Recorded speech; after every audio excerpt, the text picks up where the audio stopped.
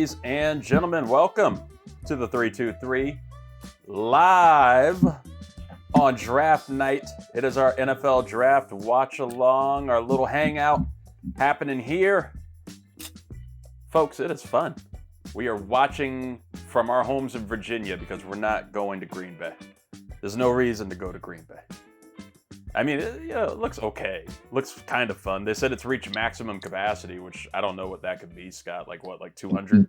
200 people? About 200. But if you ask Shedeur Sanders, there's nothing to do in Green Bay. So good thing he's not getting drafted there. Yeah, that's right. Yeah, so that's something that'll be fun to talk about. Obviously, you heard him already. You see him now. Scott Ellia, 323 College Shame Day is here. It's our annual crossover, and it's our way to knock out the show, that we could do tomorrow. But boom, now we're getting our analysis in right now. So, this works. This works. We got our ticker down here. We'll see who pops in throughout or at any point. We could be expecting a Luis Martinez, the Big Chief Burrito, which, speaking of, in honor of him, in case he doesn't show up, I got him. And could see a little Brian V. Klein of the, Source Pages podcast and more over on Stranded Panda. We could have, if he remembers, if the drinks aren't flowing well enough, our 323 reporter, Raymond Dubrell, out live at Nissan Stadium in Nashville, Tennessee, to report. He said the anger towards the number one overall pick. So we'll see if that, winds up being the case. Uh-oh. I'm sure we'll hear throughout the night from Zahair Ali. You never know. You never know. But if it's just the two of us, it works. This is a way, we get through the draft together. Just the two of us. We can make it if we try. Oh, we can make it if we try. We can make it. For your viewing pleasure, if you're watching live at any point, one person that's watching right now, shout out to you. We love you for that link. You watch at any point. We got our ticker on the bottom too if you want to see our top 5 Mels. I say it's my top 5 Mels in honor of Mel Kiper, the NFL draft Santa Claus. Scott, we're getting kicked off here. The Tennessee Titans are on the clock. They're already in their war room. They're smiling. They're making calls. I don't know why. This feels like something that they probably, this is a decision they had to have made weeks ago outside of like maybe a trade. But what are you looking forward to in this draft after pick number 1? Because obviously this is sealed for Cam Ward. I mean, you'd like to say it's a seal for Cam Ward. I mean, I'm fairly confident it is, but I'm also in the camp of if you're the first overall pick and they've had this first overall pick for the last couple of months and they had no intention on trading it, Roger Goodell needs to go out there and say, the 2025 NFL draft is underway.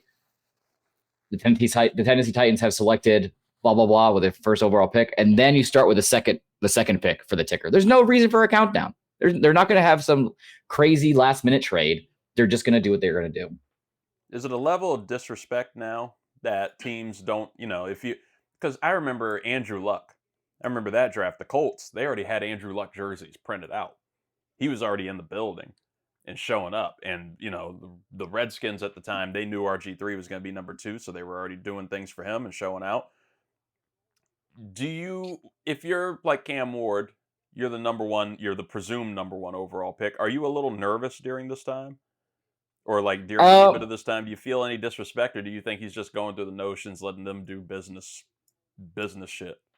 No, I feel like he's probably known for a while that he's going to go number 1 overall. I think he's going to let the business do its thing, and he's going to just jump on a flight to Nashville. He's going to go see Reid Dubrell there for his inaugural, welcome party. So it should be a short flight from Green Bay to Nashville. I like to, we'll break him down a little bit more, once the pick is actually official. But before we get into the whole night, and for any of those wondering and for those listening later on as we're breaking all of this down, we're not doing what we did year 1. we're not getting into Bert Kreischer delusional territory, needing to take our shirts off to feel alive at 11:15 because we're trying to figure out which number 3 tight end is going to go to the Chiefs there at the end of the draft. We're going to go pretty much prop till 10 p.m. at the latest. If we can get picks 1 through 10, if we can get picks 1 through 15, which is what I did the mock on. That'd be great. Ended Atlanta. That'd be awesome if we could get 15 picks down before 10 o'clock. Right. But we're just going to break those down, break down what to expect from the player that's drafted there. Do you expect any trades to pop up? I expect I expect at least 2. I could see 2 happening. I mean, there's been a lot of kind of grumblings about maybe the Patriots drop back, because I know the Jaguars and Liam Cohen have already kind of said that they might try to give Trevor Lawrence a weapon there in Jacksonville and draft Ashton Genty at 5. I know he's already tied to the Raiders at 6. You could see him going to the Cowboys at 12. I could see the Patriots moving back not terribly far, say with the Bears. The Bears jump up from 10 to 4. They draft Ashton Genty, which me and you on our mock draft episode we did would be a very silly decision for them to do, because if you can't protect your quarterback, how can you protect a bell cow running back? That would be interesting. And then you kind of look at the back half, a lot of these teams like the Eagles, the Chiefs, the Bills, the Lions, they don't necessarily need anybody. So I'm very interested to see if one of these top 15 teams try to trade back into the first round and grab somebody. Well, as we're going further along, you brought up Ashton Genty. I was going to ask, who do you believe are the most interesting, most intriguing players to watch as we're going through, let's say, the first 15 picks? Because for me, Ashton Genty is that one. I'm very curious to see where he goes. I have him mocked to go to Jacksonville, actually, at number 5. I like to see them, get weird and go for some type of explosive weapon to help Trevor Lawrence. Right. Yeah, that's definitely the name at the top of my head. I'd like to see where Will Campbell, the tackle from LSU, I'd like to see where he kind of lands. I want to see when the rush for all, no pun intended, the rush for all these edge rushers are going to happen, because once the first one comes off the board, it's going to be like a fire sale and everyone's trying to grab one, because the first round talent in edge rushers it's fairly thin at the top. So you're going to want to make sure that's an area of need and priority for you as a team. You got to make sure to make a move. And that's where I think a lot of these trades might end up happening. I mean, hell, you could see the Broncos at 20. Maybe they trade up and grab Ashton Genty at 4, and they just jump everybody. That would be something. Where do you think is the best landing spot for him? So he definitely would want to go somewhere where he's not going to be relied on too heavily. A decent line. And really, at that point, it's the team that nobody wants to say, and it's the Cowboys. I mean, you look at the offensive line play they have. They have plenty of weapons on the offensive side of the ball. They have a defense that can hold the team down and not really put too much pressure on Dak in the offense. But I think really at 12 at Dallas, that's probably the best place he'll have for success early on in his career. We'll see. Well, we have our first pick officially in. Yes, those beautiful chimes everybody's writing articles about. We already expected it. We gambled on it here with the graphics department. But yes, folks, the Tennessee Titans, with the first overall pick in the 2025 NFL Draft, are selecting quarterback Cam Ward out of Miami. Woohoo! Woo! Shout out Cam. Play the fanfare. Yeah, there it is. Play the fucking fanfare. Scott, tell us about Cam Ward. What the Titans should expect from him, and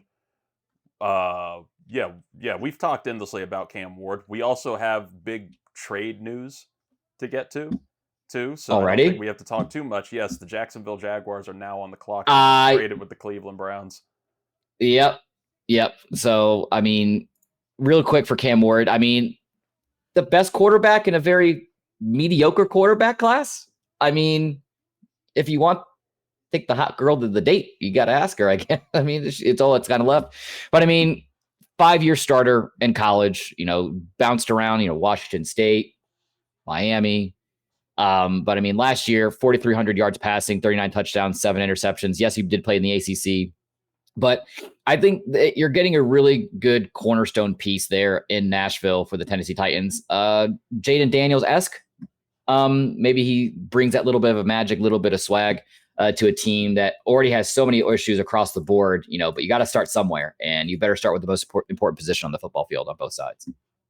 Do you think it winds up being beneficial for the Titans? I mean, there's so much that they need, and we've talked about this a little endlessly, but there's so many positions of need for the Tennessee Titans. Do you think that this is smart for them, and is it going to be beneficial for Cam Ward? I feel that it is. I mean, you got to look for Cam Ward's sake. You're playing the AFC South. I mean, you're playing one of the weakest divisions in the NFL, so that should be okay. The Tennessee Titans, they have made moves to improve the roster. I feel for an organization, it's a really good starting point for him. I think it might be a little bit more of a slow burn. I don't feel you're going to see kind of a CJ Stroud kind of freshman year that he had 2 years ago. But hey, I've been wrong before. I mean, I got married. See how that turned out. You're not wrong. But really quick, because they're on the clock, and I feel that since there's only one player that's out of the player pool right now, the pick should probably be in here pretty quick. But the trade the Browns just made with the Jacksonville Jaguars, so it is. What were the details on that trade? I believe it was they swapped first round picks, and what else happened? I have not seen any other details for it yet, but I'm very curious. It can't. Well, I mean, it was jumping from 5 to 2. Obviously, we've been hearing about the Jaguars that they have wanted. They've been that new GM of theirs, that young dude. He's been looking at every possible option for this, whether it's to trade up or who the hell knows. Well, the trade, I mean, that sets the Browns up pretty perfectly because they have 3 of the top 36 picks. So they traded down to 5, so they still have the 5th pick, and then they have the 33rd, which is the first pick tomorrow night, and then they had the 36th pick, which is the 4th pick tomorrow night. So you're essentially getting 3 first-round players. Right. Who do you think they're going to go here? Travis Hunter. I think it has to be, right? It has to be Travis. It would have to be Travis Hunter. I mean, so Jaguars, Jags receive 2nd overall pick, 4th round pick, and a 6th round pick. Browns get the 5th overall, this year's 2nd and 4th, and next year's 1st round pick from the Jaguars. That's a haul. And check your phone because our media correspondent on the ground, Raymond, he just sent us a video from Nashville with that reaction. Oh God! All right, let's see. I'll try to get it loaded in here. All right. Yeah, why do you do? I mean, I know the chalk pick was always Mason Graham, the defensive lineman from Michigan, but there was grumblings that, they might want to take Ashton Genty. But I feel if you're going to jump up to 2, you're not going Ashton at that point. You're probably going to try to grab Travis Hunter. I mean, they need a wide receiver. They need a cornerback. They need safety help. So, I mean, you're killing 2 birds with one stone. Now, I feel the biggest question mark at that point would be, are they going to force Travis to pick a side? And I can't think of more of a negative aura than Liam Cohen interacting with Deion Sanders in the future. That is not going to be good aura. Not whatsoever. But I don't think he's not going to have to deal with Deion as much. I mean, this isn't his favorite son. No, he likes him more than Shiloh. That's true. It's a strong number 2. Travis Hunter's the son that he wishes Shiloh was. But I mean, for Travis Hunter, if this is going to be the eventual pick, I mean, he's from the area. That would be a huge support system that he'd have around there in Jacksonville. I'm just waiting for Roger Goodell to waddle his ass across the stage. They're showing Travis Hunter smiling with mom right now, so this is about to be. Is dad in the crowd? Okay, what's going on with that? Can we talk about that? I don't want to touch it. I don't want to touch that. I'm a little scared of it. Listen, we've already rocked the boat one too many times with Shohei and. Oh, please don't sue us, Shohei. Shohei, love and respect. Litigious. Hey, you didn't do it. He didn't do it. No, it wasn't you. The other guy's going to jail. Right, the other guy. Yeah. The other guys who we have beef with, not you. Oof. I might have to have you, if there's any way for you to present this video. Because do you have an iPhone or are you an Android guy? I have an iPhone. Oh, it's one of the worst things from the iPhone to Android video messages. Always come out so blurry and pixelated. Oh, see, it's blurry and pixelated on mine too. Oh, damn. Okay, so maybe this. I think it's because of the gray. group chat because you're the green bubble guy. Oh, I'm so sorry. You're a greener. Damn greeners. All right, Roger Goodell has waddled his ass out here with who I believe is Eric Armstead. Or I'm racist. No. I mean, oh no, maybe I'm not. Maybe I'm wrong here. I mean, I think it's one of the Paytons. Never mind. You can't spell racism in Reid without R. And there's an M. It ends with an M for Murphy. Yeah. Hey. There we go. Yeah, I'm gonna have to try to find that charger here soon. I'm trying to figure out what box it could be in. Because as you know, the one person, whomever you are, that's watching us right now, just gabbing right now. Little bit of a change. A little bit of a change of scenery because we have finally relocated to the Hampton Roads area. And oh shit! I heard somebody entering. I heard a knock at the door. There's that. Ah! Luis Martinez joins the show. Luis, were you that one person? Let me mute my my stream.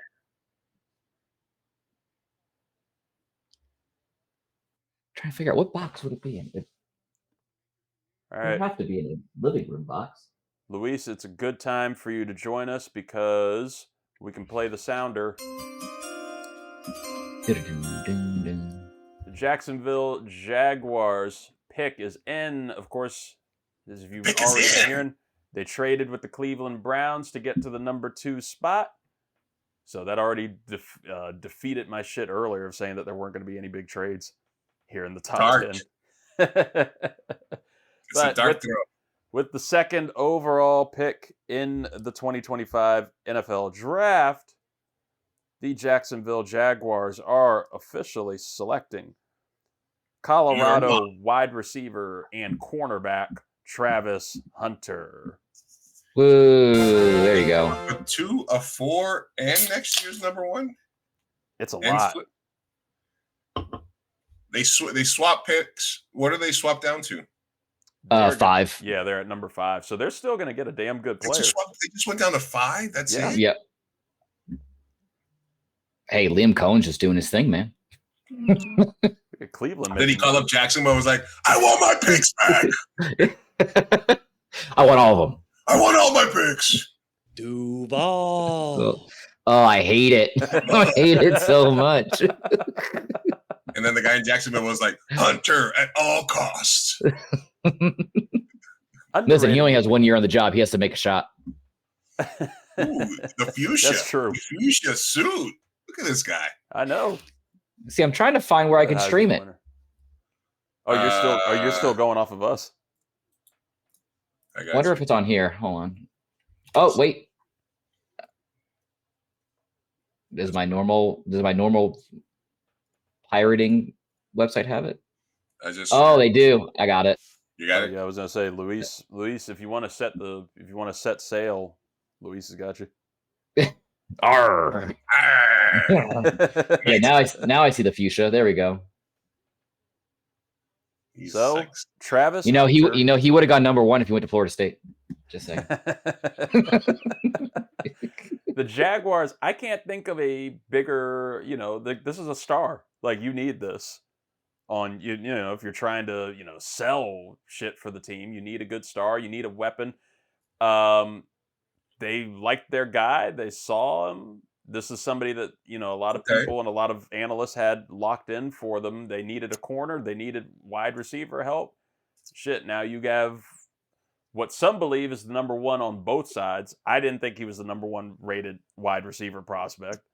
Absolutely not. I will turn it over to Shame Day. What do you think about this pick here?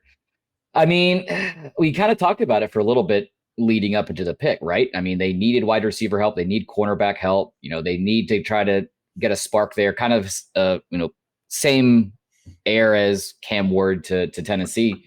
So, I mean, you're bringing a name like Travis Hunter to Jacksonville where he's from the area. He's got a great sports system there.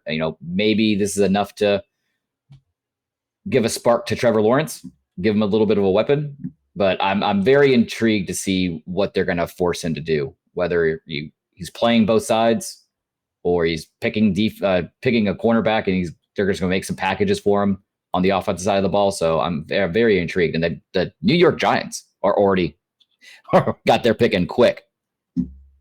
As they should. I mean, and I'm still gambling on who I think they're going to have. But for Travis Hunter here, Luis, Jackson Dart. Heisman winner Jackson Dart should go to the Jaguars. Jackson and Dart at 3. Here we Jacksonville go. Dart. They double down. What does the GM's kid think? Oh, right. Luis, how are you excited to see Travis Hunter in the NFL? This like old 1930s style, play both sides kind of football player out there, or are you going to buy into the hype? Do you even think that he's going to be able to do too much of this? What some people think is a gimmick. I remember the excitement when Deion was playing football, baseball, and then he would line up at wide receiver, and for like little gadget plays here and there. I don't know. I think he's capping when he's saying that he would retire if he couldn't do both. I think you stick him. I think you stick him at CB1 for 12 years, and you call it a day, and you create a couple of packages for him to come in. Some bubble, some sweeps, some bubble screens. But do I think he's going to be taking the punishment of running across the middle and stuff like that? I don't see that. I don't see him being like Dale Revis and Wayne Corbett at the same time. I think he's gonna excel at one and dabble in the other one. It says Deion Sanders in 1996 was the last player with eight or more starts on offense and defense. So that's what you're going to be looking to see if Travis Hunter can do. I'm in agreement. I don't think that he's going to. They're definitely going to decide on one for him. They're going to give him his packages. He's not going to retire, if he can't play both sides. Obviously, people are already, and I'm sure the Jaguars are too, already looking down the line 5 years ahead when that contract is up, that rookie year contract is up, and he's going to be up for a deal. And if he's playing offense and defense, money's going to be insane for him, especially if he excels and he can play at a Pro Bowl level. But real quick before we get to the Giants pick, Scott, just to close the loop on him, do you think that Travis Hunter could be, let's say, even a Pro Bowl level player? Or no, let me say all pro, because anybody can be a Pro Bowl. Maybe in 3 years. I don't see it right out the gate. All right. The New York Giants at number 3. Jackson Dart. They are taking Abdul Carter, edge from Penn State.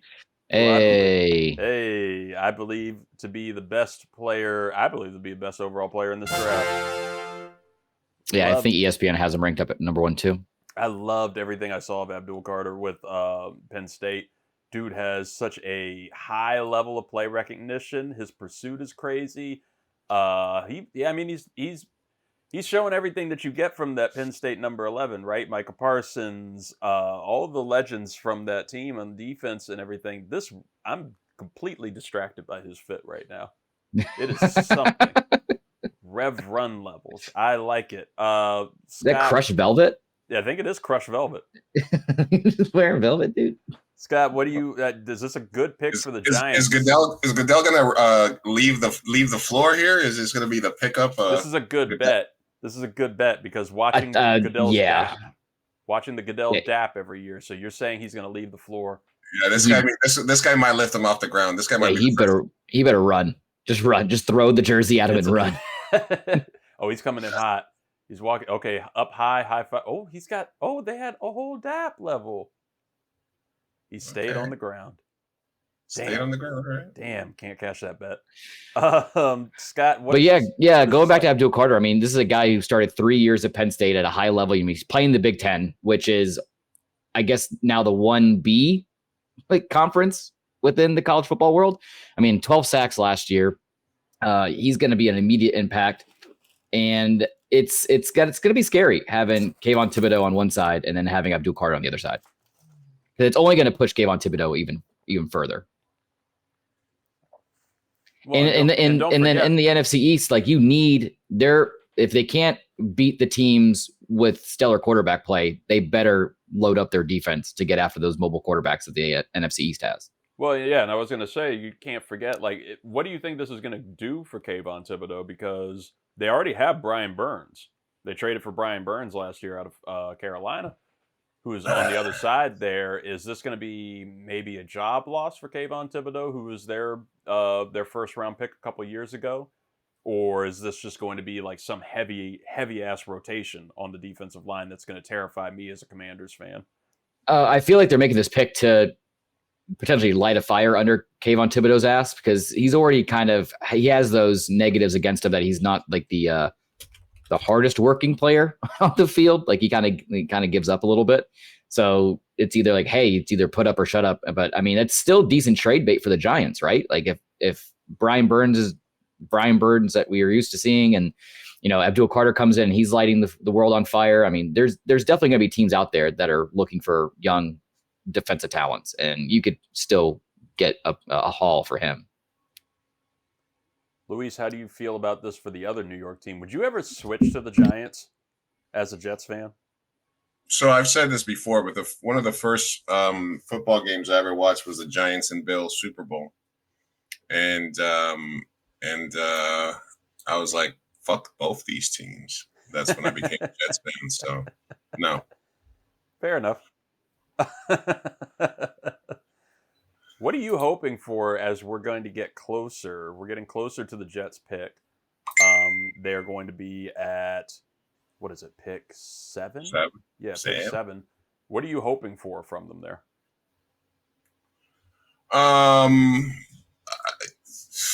I guess now that we got Justin Fields, I don't know if this is the year for the quarterback. I'd rather, throw it back for Arch next year, maybe.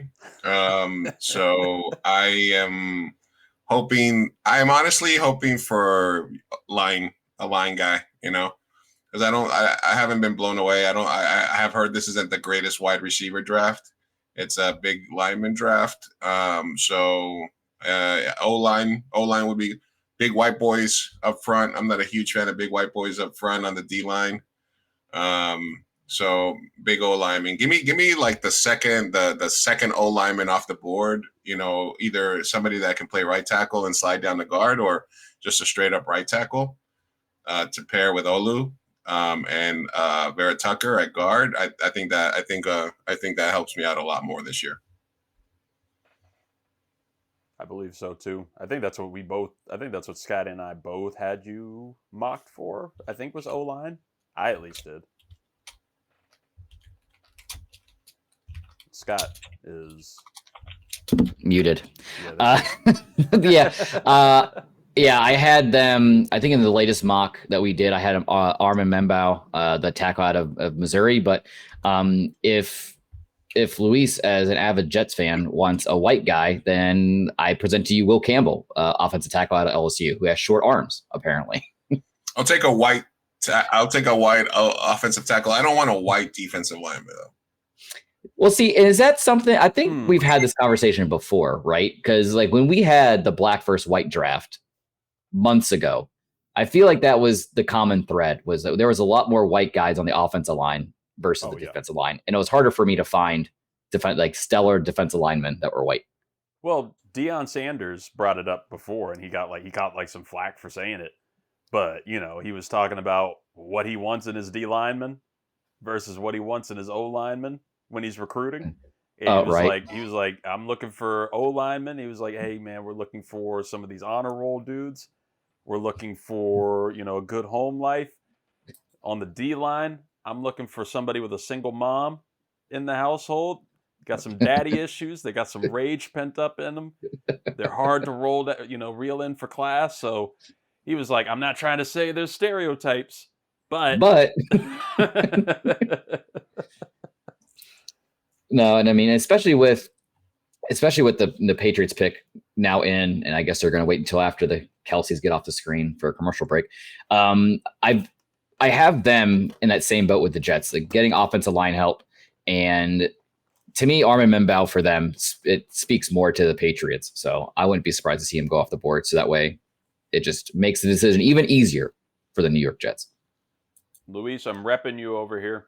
I keep going on mute because I didn't eat dinner before this. Got my big burrito. It's not exactly a big chief burrito, but it's a big old burrito. It's a big back burrito. Shout out. What's the burrito place out there? Chipotle. Oh yeah. Let me guess. Chicken. The silence is deafening. This time it is. But I like to get. You just happen to be correct. You happen to be correct. This time. They got the special. It's the Chipotle honey chicken. So, you know. You win this time, white You got me man. this time, Whitey. But hey, February's over, dude.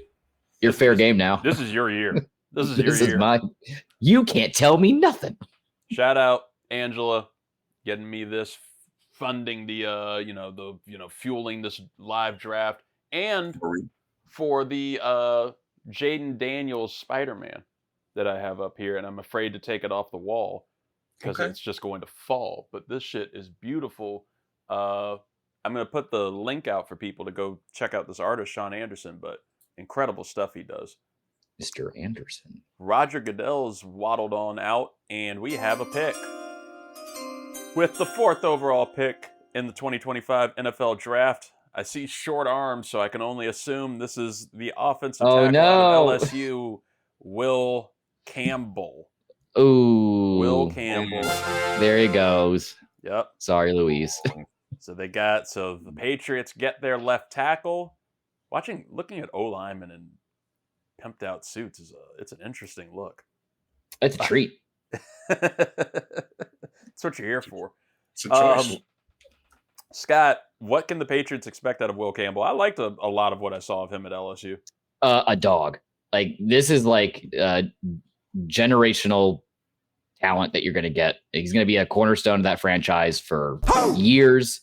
And it's exactly what they need to, get some help there on the offensive line, because Drake May's getting killed and he needs as much help as he can get. Don't get cute and get a positional player or someone on defense.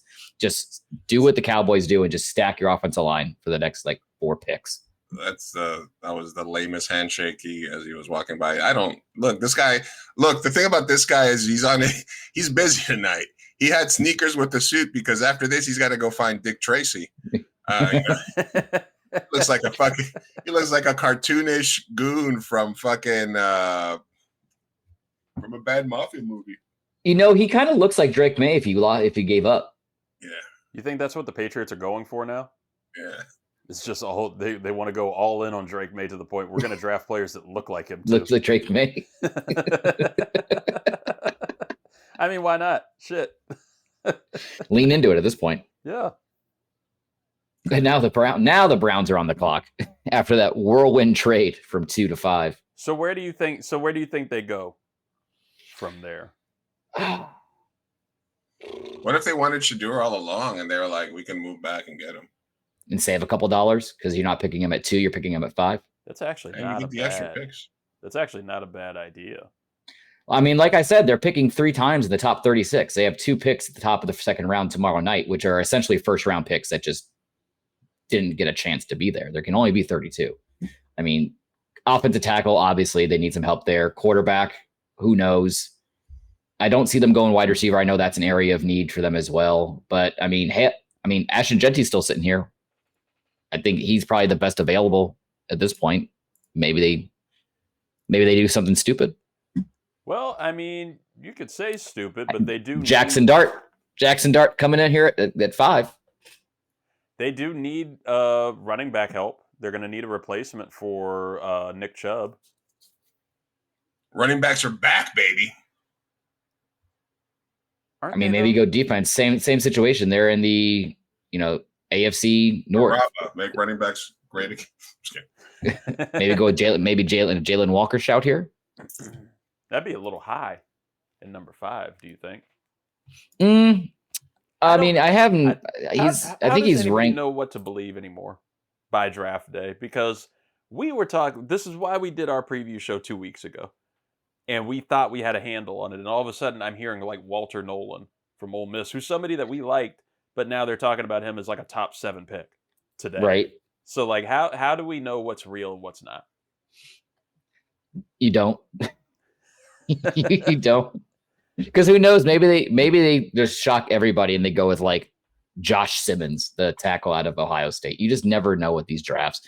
I mean, remember last year when the Falcons took Michael Penix Jr.? Everyone didn't know what the hell was going on. We sure didn't. We didn't know. We had the full house there. I mean, the pick's in, so I guess we're gonna find out. Yes, no full house tonight because we got a lot of sickness around around these parts. Around these parts. Yeah, I haven't even been feeling great, but I think it's allergies. But I also don't think I had allergies back when I was a kid. I didn't have seasonal allergies. Now I do have seasonal allergies. Makes me more and more want what Luis was so dreamily telling us about San Diego. I want to go out there. San Diego. I'll trade allergies for earthquakes. Little earthquakes. Right. Little earthquakes. Hey, why do you think I moved down here to Hampton Roads area, man? Now I don't have to worry about allergies unless I go into like the civilization part. But by the ocean, there's no allergies by the ocean. Civilization's overrated. Let's see if we can check out our intrepid reporter Raymond Dubrell's video from Tennessee and just see how great of 3-2-3 quality this video is. Oh, Juju loaded up. Never mind. It says it's invalid. So we'll never know. Whoops. We'll never know. We'll never know. But Ray has reported that people are not too happy in Tennessee about the Cam Ward pick. See, I'm wondering what Hughes was hearing there in Nashville and who they all wanted.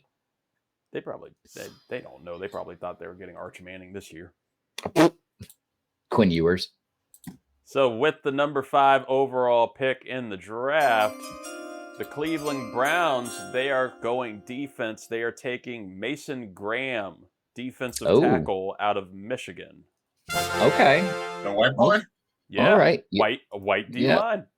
He's a whitey. I didn't see a dad with them, so maybe there's some daddy issues there. Maybe. I mean, I like it. I mean, I know they needed defensive tackle is an area of need, but this is another 3-year starter there in the Big Ten in Michigan. I think he had like 45 plus total tackles, 3 or 4 sacks last year. So they're definitely getting a guy in the trenches, especially when you have to face, Lamar Jackson twice a year. Do you all think that this was the smarter move for them as opposed to taking Abdul Carter at number 2 to put a little opposite of Myles Garrett, who they actually know is going to be there now?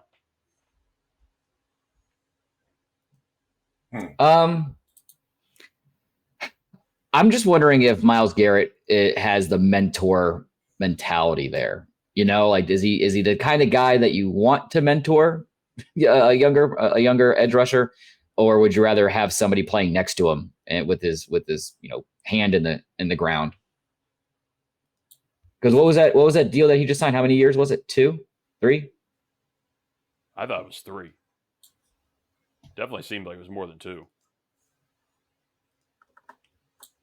That's what Google's for, right? Paid. So they traded down. They got a big white boy. 4 years. Yeah, they don't need him. They can get. Yeah, they got a big one. So now it's just like, okay, now looking ahead. Now they're going to be talking about Shedeur Sanders from here on out.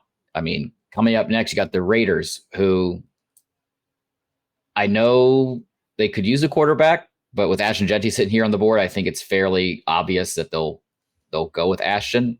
Maybe they go with Will Johnson, the cornerback out of Michigan. Maybe you had 2 Michigan boys going back to back. But after that, you got the Jets. Hey, maybe the Jets. I know you guys just got Justin Fields, but maybe you go after Shedeur Sanders and really hype up that locker room. Maybe they didn't expect Shedeur to make it down to them. And all of a sudden they're like, Well, you know, he's not quite Aaron Rodgers crazy, so we can go this route. His right? Why not? And so, but like after that, I mean, you have the Saints at 9. They could use a quarterback, but I think all the grumblings out of that camp is that they're more into Jackson Dart than the Shedeur. So I wouldn't be shocked to see Jackson Dart go at 9. And then from there, you got the Bears who don't need anybody. Niners don't need anyone. The Cowboys don't need anybody. I mean, he'll go on a little bit of a drop. I mean, and that's where you see number 21. And can someone remind me what was Deion Sanders' number while he was playing? Wow, what a theory. What a conspiracy here. 21, right? 21.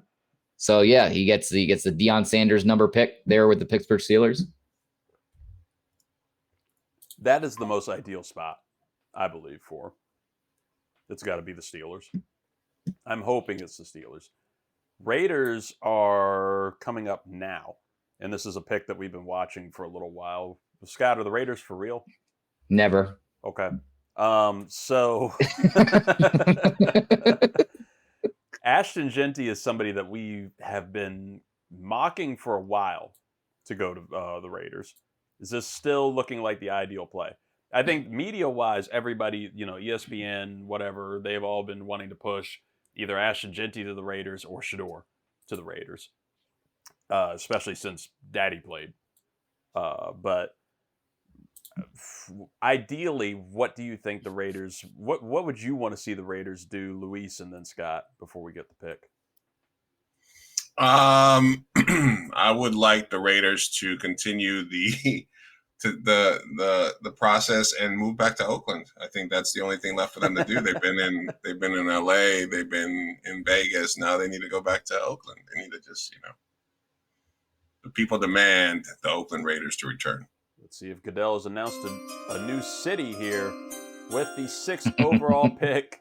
The Las Vegas Raiders are not taking a new city, but they are taking Ashton Jeanty, the running back, out of Boise State. Listen, you got Pete Carroll. We know how Pete Carroll loves his running backs. You got the Marshawn Lynch's of the world. He's probably a very similar skill set. So I feel like he's going to use Ashton Jeanty the same way he used Marshawn in Seattle, and especially in the AFC West. And those teams, you need to have some stability in the backfield.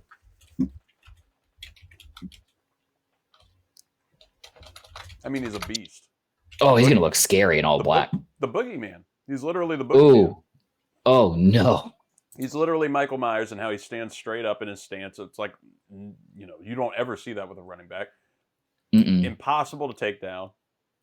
Has no quit in him. Yeah, he's going to be fire for them. Got the tux, though. He's got the tux, though. I respect that. I like a good tux. Classy.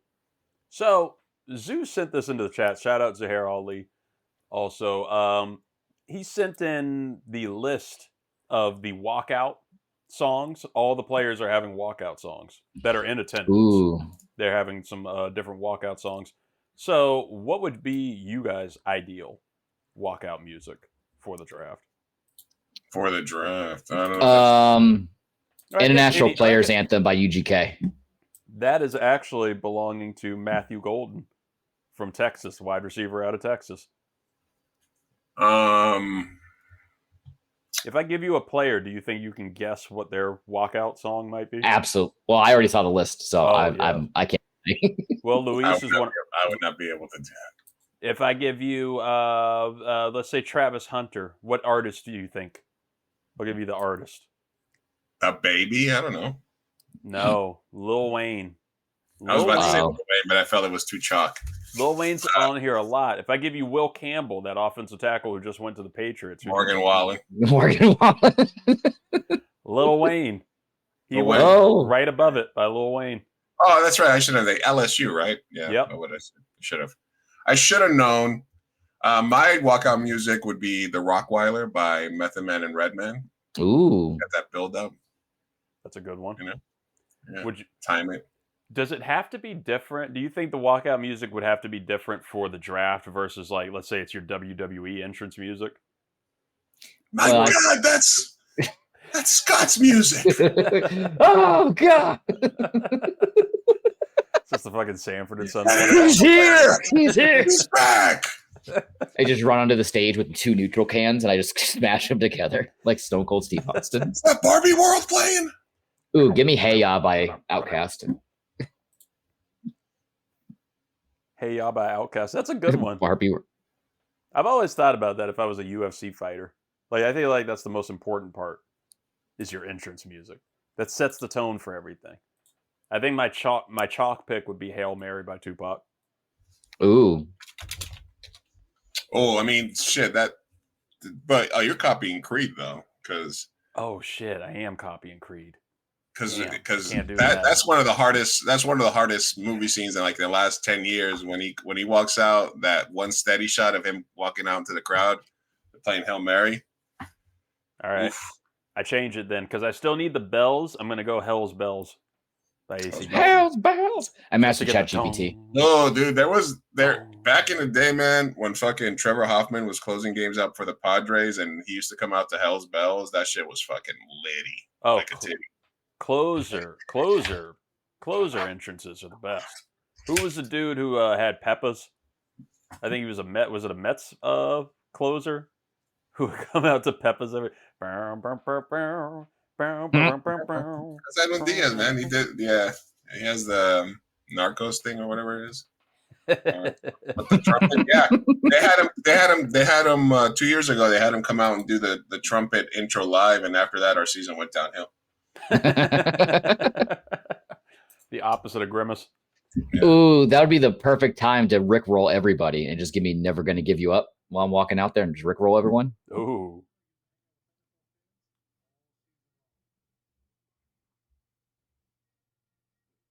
Oh, I wanted to get dangerous. I was gonna say I would come out to the to our show's version of Party in the USA, but now that we're being noticed on some of these fucking streaming shit because people are listening to us, now they want to say, "Oh, you can't have the music in there. We're not pirate radio anymore, fuckers." Who's Fuck listening? You? Get out of here, Spotify. Do you know who we are? You know who does not want to wear the ribbon? Who, I ask you? Who?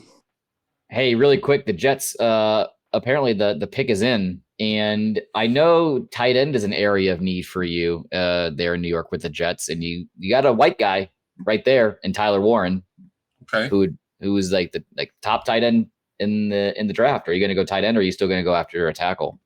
I mean, what is he? What is compared to what's his face from last year? Because that was the whole fucking thing, you know.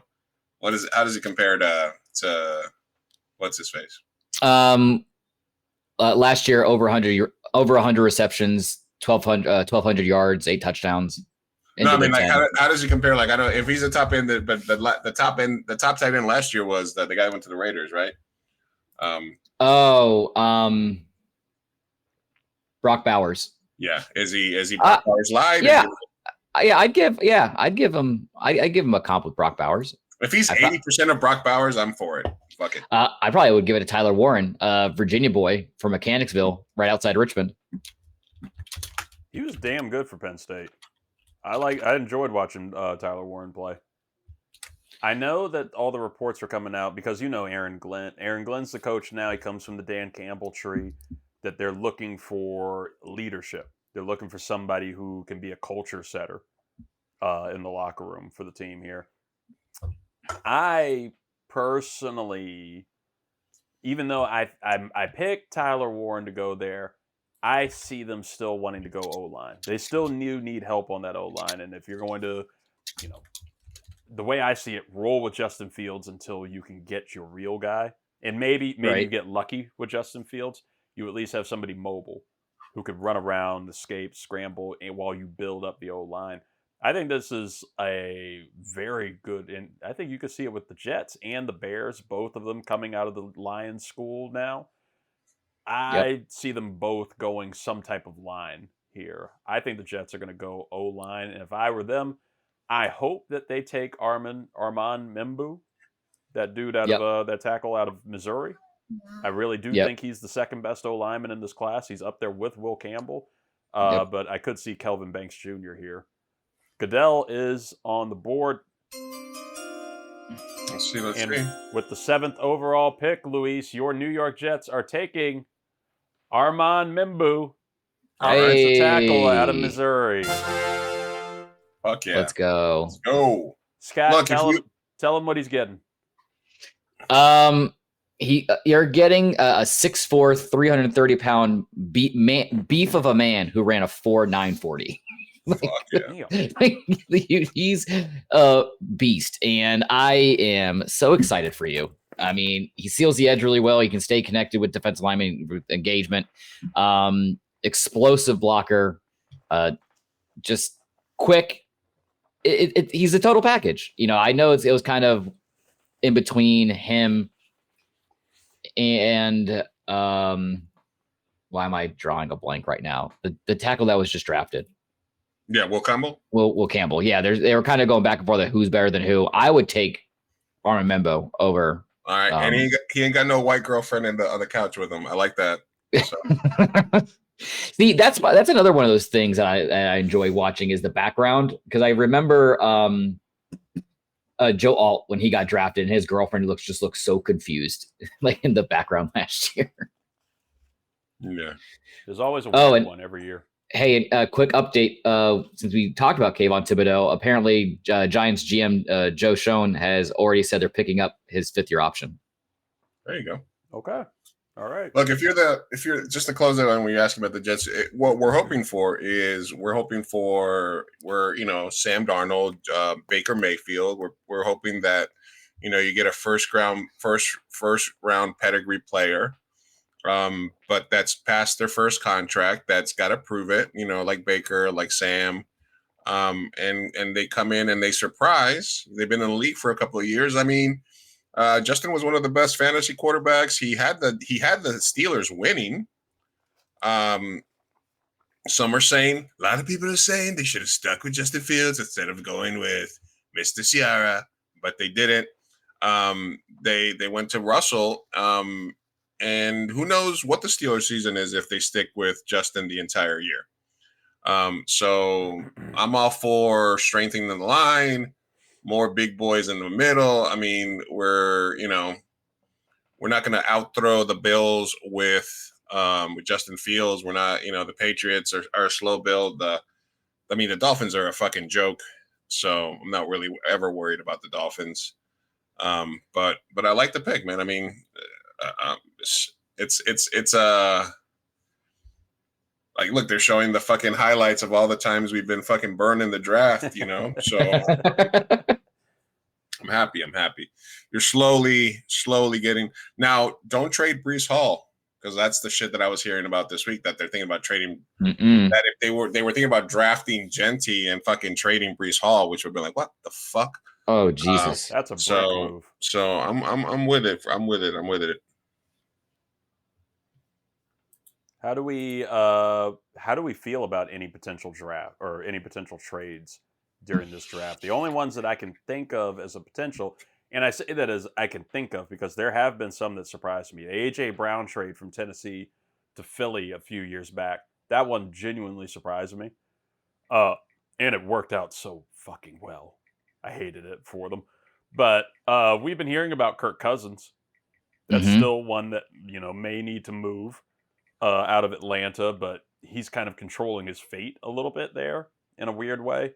Derek Carr is also an interesting one coming up with the Saints. Saints are a pick away. Carolina Panthers, they're on the clock. Their pick is actually in.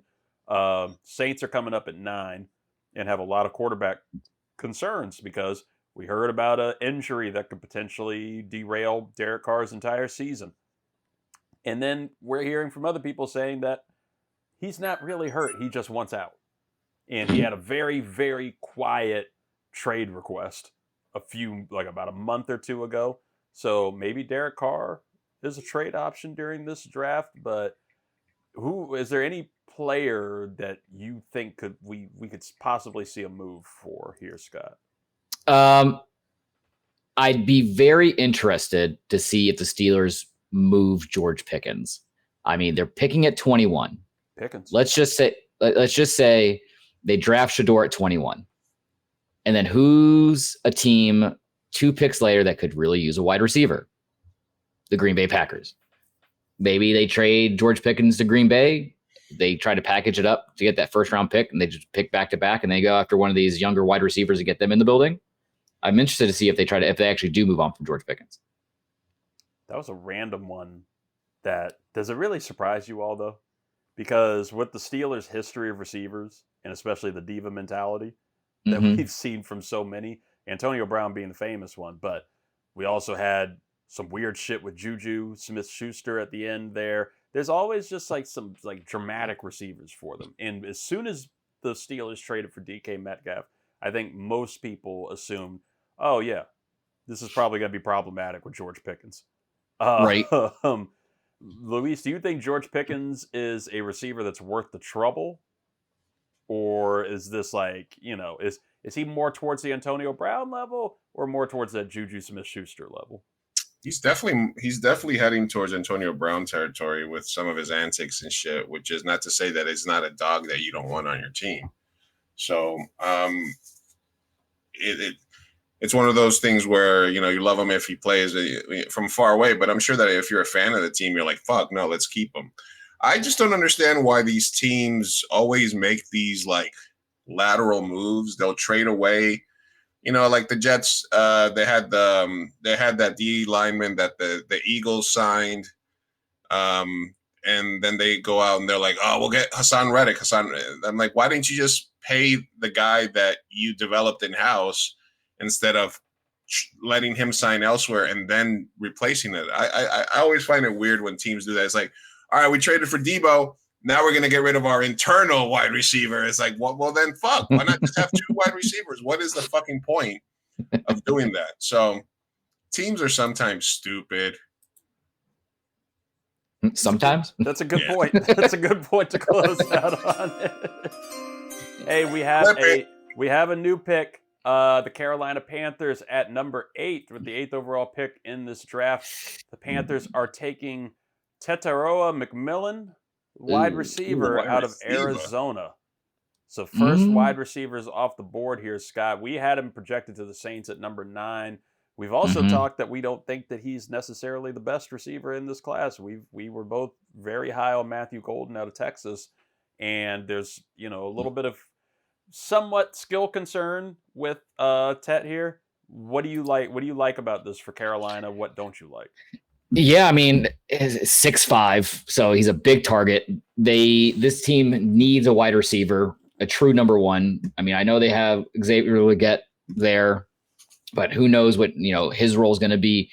But I mean, you can't pass up a wide receiver of his frame who can just throw a fade in the end zone, in the red zone target. Like, he's a big red zone target, he'll be fine. As far as production goes that he had the last 2 years, I mean, 2 years ago was like 1,400 receiving yards. This year was like 1,300 receiving yards. He's like 8 touchdowns, 10 touchdowns. So like, you're going to get a really great guy. My concern is work ethic in the behind the scenes, because he's already come out saying, I mean, it didn't come through it in the most legal of ways because he was recorded without him knowing, that he doesn't really watch film on his own. He only does it when he has to do it with the team. So I'm hoping that they can kind of work into that mentality to improve. Listen, anytime you can get what's been described as a less athletic Drake London, you got to do it. I mean, they are like the lesser Falcons, the Panthers. Whoa, the Saints are already on. Can I really quick just commend these teams for getting these picks in so fast? Oh, this is beautiful. We really might. I think we will get our 15 picks. I think we will get picks 1 through 15 and be able to cut it early. Head to bed. Put the kids to bed. Ooh. Listen, and I'm going to stream at 8, so let's do it. Hey, there you go. So I'm not crazy about him. Hopefully he winds up a little better than the Drake London types. But, if you're Carolina, this is kind of something that you have to do, right? Who's your number 1 receiver going into this draft? Xavier Legette, who was the rookie last year. He's all right, but that's really a lot of other teams. Number two at best, probably a number 3, and then Adam Thielen. who, got hot again at the end of the year, and this is probably going to be his last season. So, yeah, taking a swing on McMillan here. I would have maybe liked Tyler Warren for them, as another, That's a shout. any type of better weapon for Bryce Young. But now at this point, I think Tyler Warren is going to go somewhere in the next 2 picks here, between the Saints at 9 and the Bears at 10. Where Really? I do, yeah. Even though the Bears have Cole Kmet, I could see them, looking for any additional weaponized help they can get for Caleb Williams. They already got plenty with Rome Odunze and DJ Moore at wide receiver. Cole Kmet, why not have a dual threat for tight end, between the two of them? And then with the Saints, to be completely honest, I don't know what Mickey Loomis and the New Orleans Saints are doing. I think that they should be, grabbing some O-line help or some D-line help, taking best player available, doing whatever the hell they can to try and build this team for the future. But I still think that they could win the Super Bowl this year. Oh, God. I mean, everything I've seen today was that Dart wasn't getting past the 9th pick. So, ooh, that's a big one too. So, okay, we're here with the Saints. It's as they're saying on ESPN, the longest active drought since drafting a first-round quarterback. The Saints took Archie Manning in 1971. That is the last first-round quarterback they took. What if they suck for Arch to make it full circle, man? Throw it back for Arch. They're all standing up there. What do we think is going to happen here, guys? Jackson Dart. You got Jackson Dart. I think Luis has Jackson Dart. Jackson Dart, or like Shamar Stewart, the edge rusher from Texas A&M. Ah, damn. I want to believe in them that they go smart and take like Jalen Walker. There's a guy called Jihad Campbell. You got to go that guy.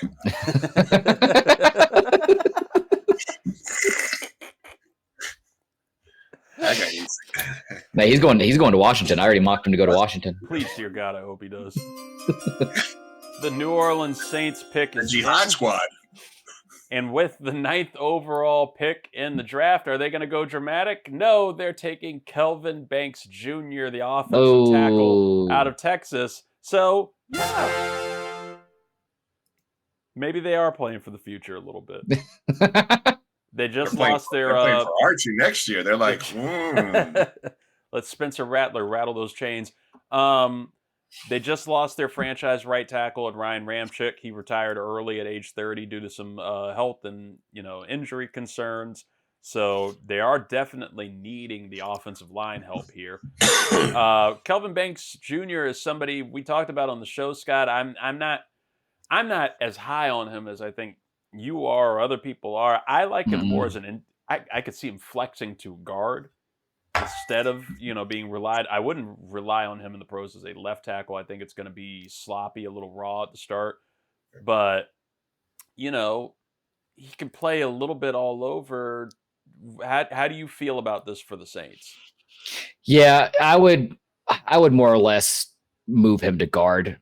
I mean, he has a really great first step. He's quick, he's patient, but he tends to lean more on his opponents, especially when he hitting during the running game. So the balance issues are there, and you don't want your left tackle or any of your tackles to have balance issues, right? So at that point, just have him be a pulling guard, keep him inside, and you're good to go.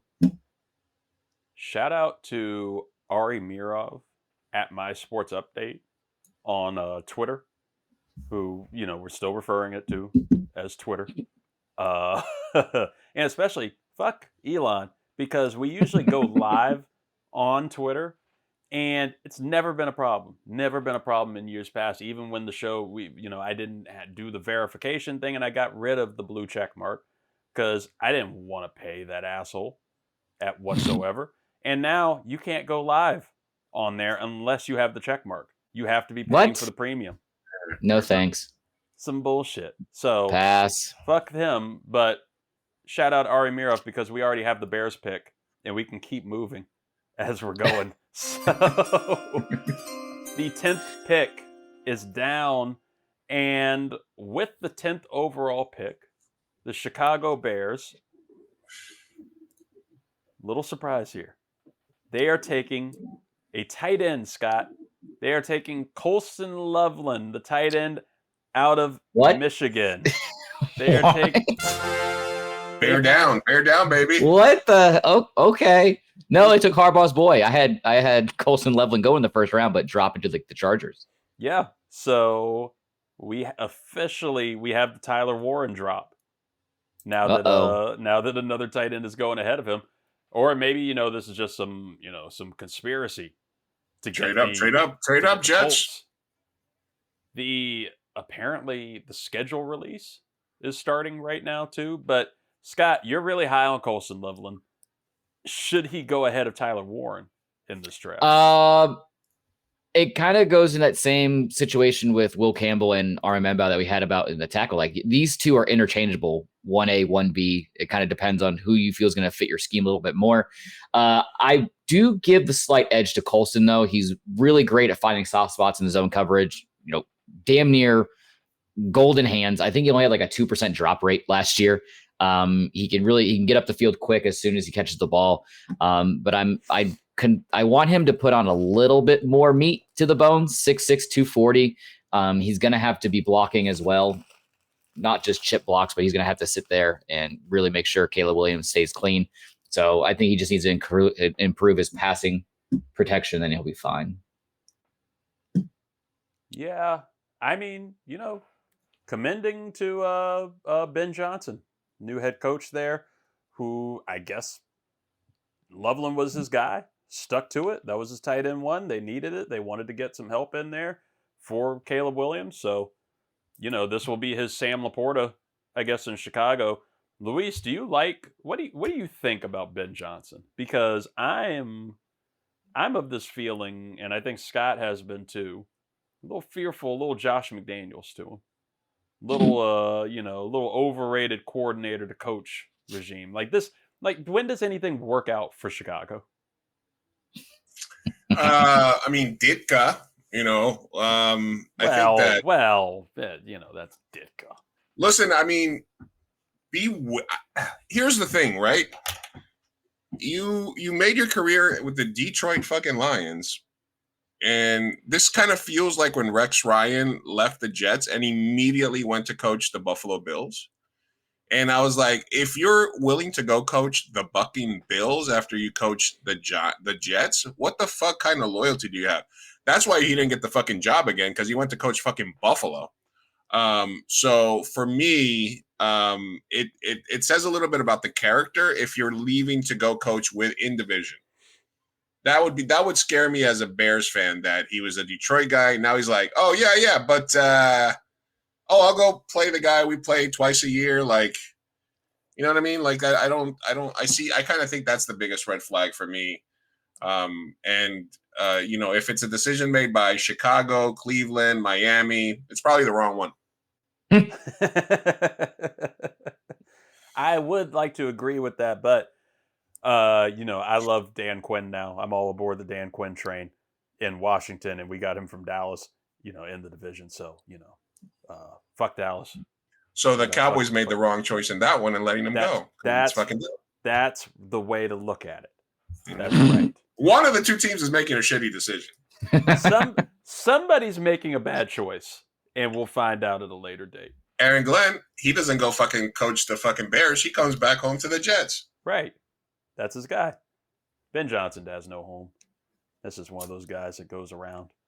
Poor Ben. What was the guy in Jacksonville that was the fucking Tampa Bay coordinator, and his whole shit that everybody's just been like, he's a scumbag. He keep, Oh, Liam Cohen? Yeah, because he keeps jumping back and forth. Like he goes to college, and then he gets like the Rams job, and then he jumps over to Tampa Bay, and then he completely turns his phone off and goes to Jacksonville at the last minute to go sign the deal over there. Well, not to mention his deals in college. Like you brought up the college deal with Kentucky, wasn't it? It was the OC in Kentucky, Kentucky. I think it was like with Boston, not Boston College. I think it was Boston University or something like that. But like Kentucky, he left them twice. And when he came back the second time, they made him sign a deal saying like, "Hey, you're going to be here for like a mandatory like 2 years." He's like, "Okay," and then boom, right after 1 year, well, Tampa offered me a deal. It's not a college deal, so I'll see you later. So I've already predicted he's going to do decently with Jacksonville. He's going to get them, upright after like 2 years, maybe 3 years. They're going to look really good, and he's going to get a really nice offer from like Florida. And he's going to go back to the college ranks. Yep. Yeah. But I mean, who's not going to look good after their previous coach in fucking Jacksonville? That's true. I mean, don't ask Dougie P. Well, look, Dougie P got fired, and it didn't go well. But you could still say it was much better than the guy before. It was a lot better than Urban Meyer. He wasn't out here kicking kickers. Talk about coach. What coach has like the biggest like just slide into it? Fucking like just like the easiest. Like you can, as long as you don't take a shit in the middle of the field, you're good this year. Like. So are you talking about for this season, or just recently? Just recently. Yeah. I mean, Dougie P after fucking Urban is good, but what was the other dude that got fired? Was it Jacksonville? Who else? Ron Rivera seems to have that kind of sweat, like that kind of. They just let him just do whatever he wants, and then when he left, he just went to college. Like, all right. I honestly, I think Aaron Glenn is going to have it pretty well. For what last season was in New York, you can't do. Like, it can't get more dramatically bad than that. So. No, you'd think. Sell the team, Woody Johnson. Sell the team. Hey, first play of the year, Justin Fields tears his Achilles. So he's got to run out with the American flag first. Don't you put that evil on me, Ricky Bobby. He tears it while he's running out there with the American flag. He doesn't even get a snap in. He just immediately just tears it. Who's the backup with the Jets? Man, look at that house for Colston Loveland. That is a house you'd expect a Colston to live in. Oh, for sure. Oh, my God. Oh, they took the tight end? Who took the tight end? The Bears did. Oh, the Bears? Yeah, the Bears did. The Niners pick is in right now. And like I said, these picks are just flying in. Oh, they are flying because I already have the Niners pick for you. Oh, they are they gonna fucking take a quarterback? Oh, just to escape the Purdy? Oh, they should take Shedeur. Oh, no. Polar opposites. Just complete polar opposites. With the 11th pick in the 2025 NFL Draft, the San Francisco 49ers are taking Georgia edge rusher Michael Williams. Oh, whoa. I thought they would have gone Jalen Walker, but okay. So they paired somebody up with old Nick Bosa, the best player in the NFL right now. I'm telling you, folks, I've heard it. He is the very best, Nick Bosa. This Michael guy, I don't know. I don't know about him, but we'll see. Nick Bosa, he's one of the whites we like because he's big. He's a big white. He's a master race. That's what we want all the babies. The women got to have babies now. We're going to make them have babies, and we're going to use Nick Bosa's sperm. Trump, is that you? Where'd you come from? How'd you get into the stream? Who gave you the StreamYard link? We're going to have Ivanka go in the back, give him a little tug, get that sperm. That would be a big get for us if we really wanted to turn that way. Everybody, other, Barstool, they get John Gruden for their football analysis. Trump's a big football guy. What if we got him as our football analysis guy? Maybe he wants to talk about that. Ooh, there we go. Season. Nobody would know. Nobody would know the difference. Nobody would notice. We'll get you a blonde wig and everything. I thought they should have taken Dart, put a little pressure on Purdy, make him sign for less. Look, we got another quarterback. Oh, God. He's even purdier than you. Oh, you got the good joke in there. Michael Williams, Scott, tell us about him. Is this? I wasn't expecting this as a fit for the 49ers, but I thought they would have maybe gone O-line here, but we're also seeing the O-lineman dip out of here. Amar Mimbu already gone. Kelvin Banks already gone. So was edge rusher just the very next spot for San Francisco? Yeah, because the offensive tackles, if that's the route they would want to go, they would have to reach a little bit. That's why I had them kind of trading back, had them trade back with like the Bengals and have the Bengals go at defense and do that. But I guess my crystal ball ran out of energy. But no, Michael Williams gives me big Trayvon Walker vibes. Another Georgia Bulldog, great size, really impressive speed. He legitimately is versatile at multiple positions on that defensive front. My biggest concern is his ability to win on one-on-one situations because he kind of struggled that in college level. So going against grown-ass men in the NFL, it should be interesting. So another one of those situations where get in the gym, get stronger, and the issues will kind of correct itself. Look, Scott, you might not college, but you don't know pros. His game doesn't translate to the pros. I know big boy stuff, and you don't. See, that's why, Daddy Trump, I revert to you for the NFL commentary. I can only tell you the college side. You stick to your little college shame day. Very clever. We love the puns. You stay on your little echo chambers on those college campuses. Mr. President, what do you feel? What do you feel about Lee Corso retiring from game day? Love the guy. I'm going to put him on my cabinet. Do we have 3 Trumps that can all talk at the same time? All give some type of different analysis? If you had a halfway decent Trump impression, Reid, can we talk about that? I think mine is better than Scott's. Let me see.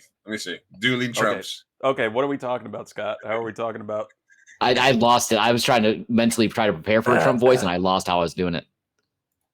Because you have to you gotta do the thing. You gotta do the accordion. You gotta go the thing. So we're talking about Lee Corso, Scott. What was that fucking Notre Dame coach's name? I'm already losing. Marcus Freeman. No, the old Rudy. His name was Rudy. Lou Holtz. Oh, Lou Holtz. Just one of the best. One of the very best. I've always said it. The Lou Holtz, one of the very best coaches in the game. Yeah, that's all I got on it. No, damn, I lost my Trump so quick. No, you're long. No, well, this is why you're our Trump. Look, you talk Lou Holtz, but really, the guy we gotta get is Rudy. Little guy, big heart. They put him in at the end, and he made the big play. He's gonna be my Secretary of Defense, just like I did when I beat that bitch Hillary. I was a little engine that could. You know what I told Hillary the week before the election? See you next Tuesday. Hey, now Roger's coming out to announce the pick. There he goes. Finally. This is what we already know. We already know this. Folks, we already know. Bootleg. You know what I love? I said about this the other day is and the sports guys, you guys don't like this. But so I watch a lot of illegal streams. So I had a stream of the Mets game on, and because it's fucking West Coast sports fans, we get to fucking watch sports 3 hours earlier than you guys, which is so fucking underrated. I'm jealous. But so it's like 4:00, and I'm at the shop, and I'm like, oh, the Mets are playing. I put the game on, and then I got notifications from Mets stuff on Twitter on my phone. So I'm seeing the game. I walk by the game, and it's like 4-4 going into the 9th. I'm like, cool, but I'm doing other things. And then I get a notification that says Mets win 5-4 in the 9th from like my Mets beat reporter. So I like run to my computer, and I put it on, and the inning just started, right? And then I'm like, fuck, I'm gonna get to watch this right now, like virtually live. And then Lindor hits a home run, and he fucking wins the game. And I think I got just as excited about it as I would have, watching it live. But it's just another cool aspect of the future and living in it and fucking being a sports fan now. And it's so much easier than it used to be. Oh, always. It's all, yeah. This is as much as people can complain about, where we're going to go with the future of rights and, these TV deals and who's streaming what. Like, look, just give me my sports, man. I'll find it. I can complain about it, but I'm going to find it. I'll find it. As an addict, I'll be there. Nobody's boycotting the NFL. Nobody's doing that. I mean, and sometimes I have the 2 monitors, so I'll have a baseball game on, a basketball game, a football game, and it's just fucking. I love living in the future, man. What's the funniest thing the Cowboys could do right now? Shedeur Sanders. Jerry Jones shits his pants. Jerry puts in for Johnny Manziel again. Oh God. They put in for Cam Ward. They trade a pick for some curtains for the stadium. Oh God. No, that would be too beneficial. Oh, what would be funny? Jerry So Jones wide receiver, running back. Jerry Jones says the N-word. He just writes it. Just Oh, writes it on God. the card. It just says N-word. Just some N-word. Gray Zabel, guard out of North Dakota State. That's a Bill Belichick kind of really reach for a guard. ESPN did put out the starting quarterbacks for the next through pick 20 to see where Shedeur, could possibly land as he started to drop a little bit. It's Pittsburgh, right? Pittsburgh, and you have Dak is Pittsburgh. Dak for the Cowboys, Tua at 13, Anthony Richardson and Daniel Jones for the Colts at 14. They're not going to add more fuel to the fire. They have already. That's where Tyler Warren will go. He'll go at 14 to the Colts. The Giants almost moved up to 2, man. The Giants could move back in too. The Giants could move back in. I think the Giants are a candidate for that, and I think Cleveland still could be a candidate for it. They got the first pick of the second round. Yeah, and they added picks from the Jacksonville trade. Mm-hmm. So it's going to be interesting here. The Cowboys pick, though, is in here at number 12. And with the 12th overall pick, this is something I usually trust Jerry Jones on. They're taking Tyler Booker, guard, out of Alabama. Did you just say that as a joke? I got it. Yes. Scott Stradamus. Oh, what is that? Oh, this is a big man running fast. Oh, okay. God. Oh, shit. Oh, shit. He's running. Velvet suit. Kind of like velvet. it. Is that velvet? Oh, he's a little light in loafers. He is light. He's moving. Oh, he almost crushed that lady's hand. He's light. He's nimble. He didn't even take the hat. Oh, there's the hat. There we go. Put it on. Big boy. Is that a 70? What is that? What is that chain? How much money goes into these fits? I feel a lot of times these guys rent those chains. They're not buying them; they're renting them. It's like the Oscars. They're getting it, given. But that's a personalized Zook, whatever the fuck chain. Is that his nickname? That's like when old boy had the big ticket, right? Or how much? Whoever made that chain is getting free publicity and advertising because a lot of these guys look into seeing who made the chain. So maybe whoever made it said, I'll cut you a deal if you wear it. So, okay. Cowboys made their pick. It was thankfully not Shedeur Sanders. We have a Cowboys fan as part of the network with Angela Panegua, watching and wanting to know anything about these people. I usually trust Jerry with the draft, at least in the first round, especially if they're going lineman, because I liked the old boy that they got last year. But Tyler Booker is somebody that we liked, but I'm not sure if we liked him all the way at 12 or somewhere in the top 15. I think it's a little bit of a reach. What is Dallas getting with him here, Scott? Yeah, you're getting clearly the top guard in the draft. So is it a little bit of reach? Yeah, but it's an area of need. So it's not like you're making an unnecessary reach. They could have gone Matthew Golden, the wide receiver out of Texas. They could have gone after one of the edge rushers, but at least you're getting the top dog in the class. The only area that he kind of really struggles with is when he's going up against quicker interior rushers, but explosive run blocker. He is a captain, a leader on that offensive line there in Alabama. So I'm good with that. That's another one of those players that you're going to see have that star on his helmet for many, many years. And they just lost Zach Martin, probable future Hall of Fame guard for them. So it's a good replacement here. Of the prospects that are left, do you think this is the best pick possible for them? For them, yeah. Like I said, they could have gone a couple different ways. They could have gone edge with Mike Green, or maybe they went cornerback with Jade Barron or Will Johnson. But yeah, I feel like this is probably the best thing they could have done. And they were probably trying to shop around too to try to trade back, because you obviously could have gotten him later on in the first, but they probably just didn't get a deal they liked, and they said, "Fuck it, we'll just take him now." Yeah, they get the fifth. They get the fifth year option on him. So I had him at 18 on my big board here. Yeah, it's not a huge reach. It's a little bit of a reach. Yeah, so that's fine. Yeah, I think I had him at 18, like around like the Seahawks Bengals pick. So some of the other big names that we have been, hyping up, especially during our preview and from our top 35 here, they're still available. Jalen Walker, the edge out of Georgia, still available. Tyler Warren, tight end from Penn State, still available. Shamar Stewart, edge out of Texas A&M. Derek Harmon, defensive tackle from Oregon. Mike Green, Jay Sissons dude, the edge from Marshall. Jahad Campbell, linebacker from Bama.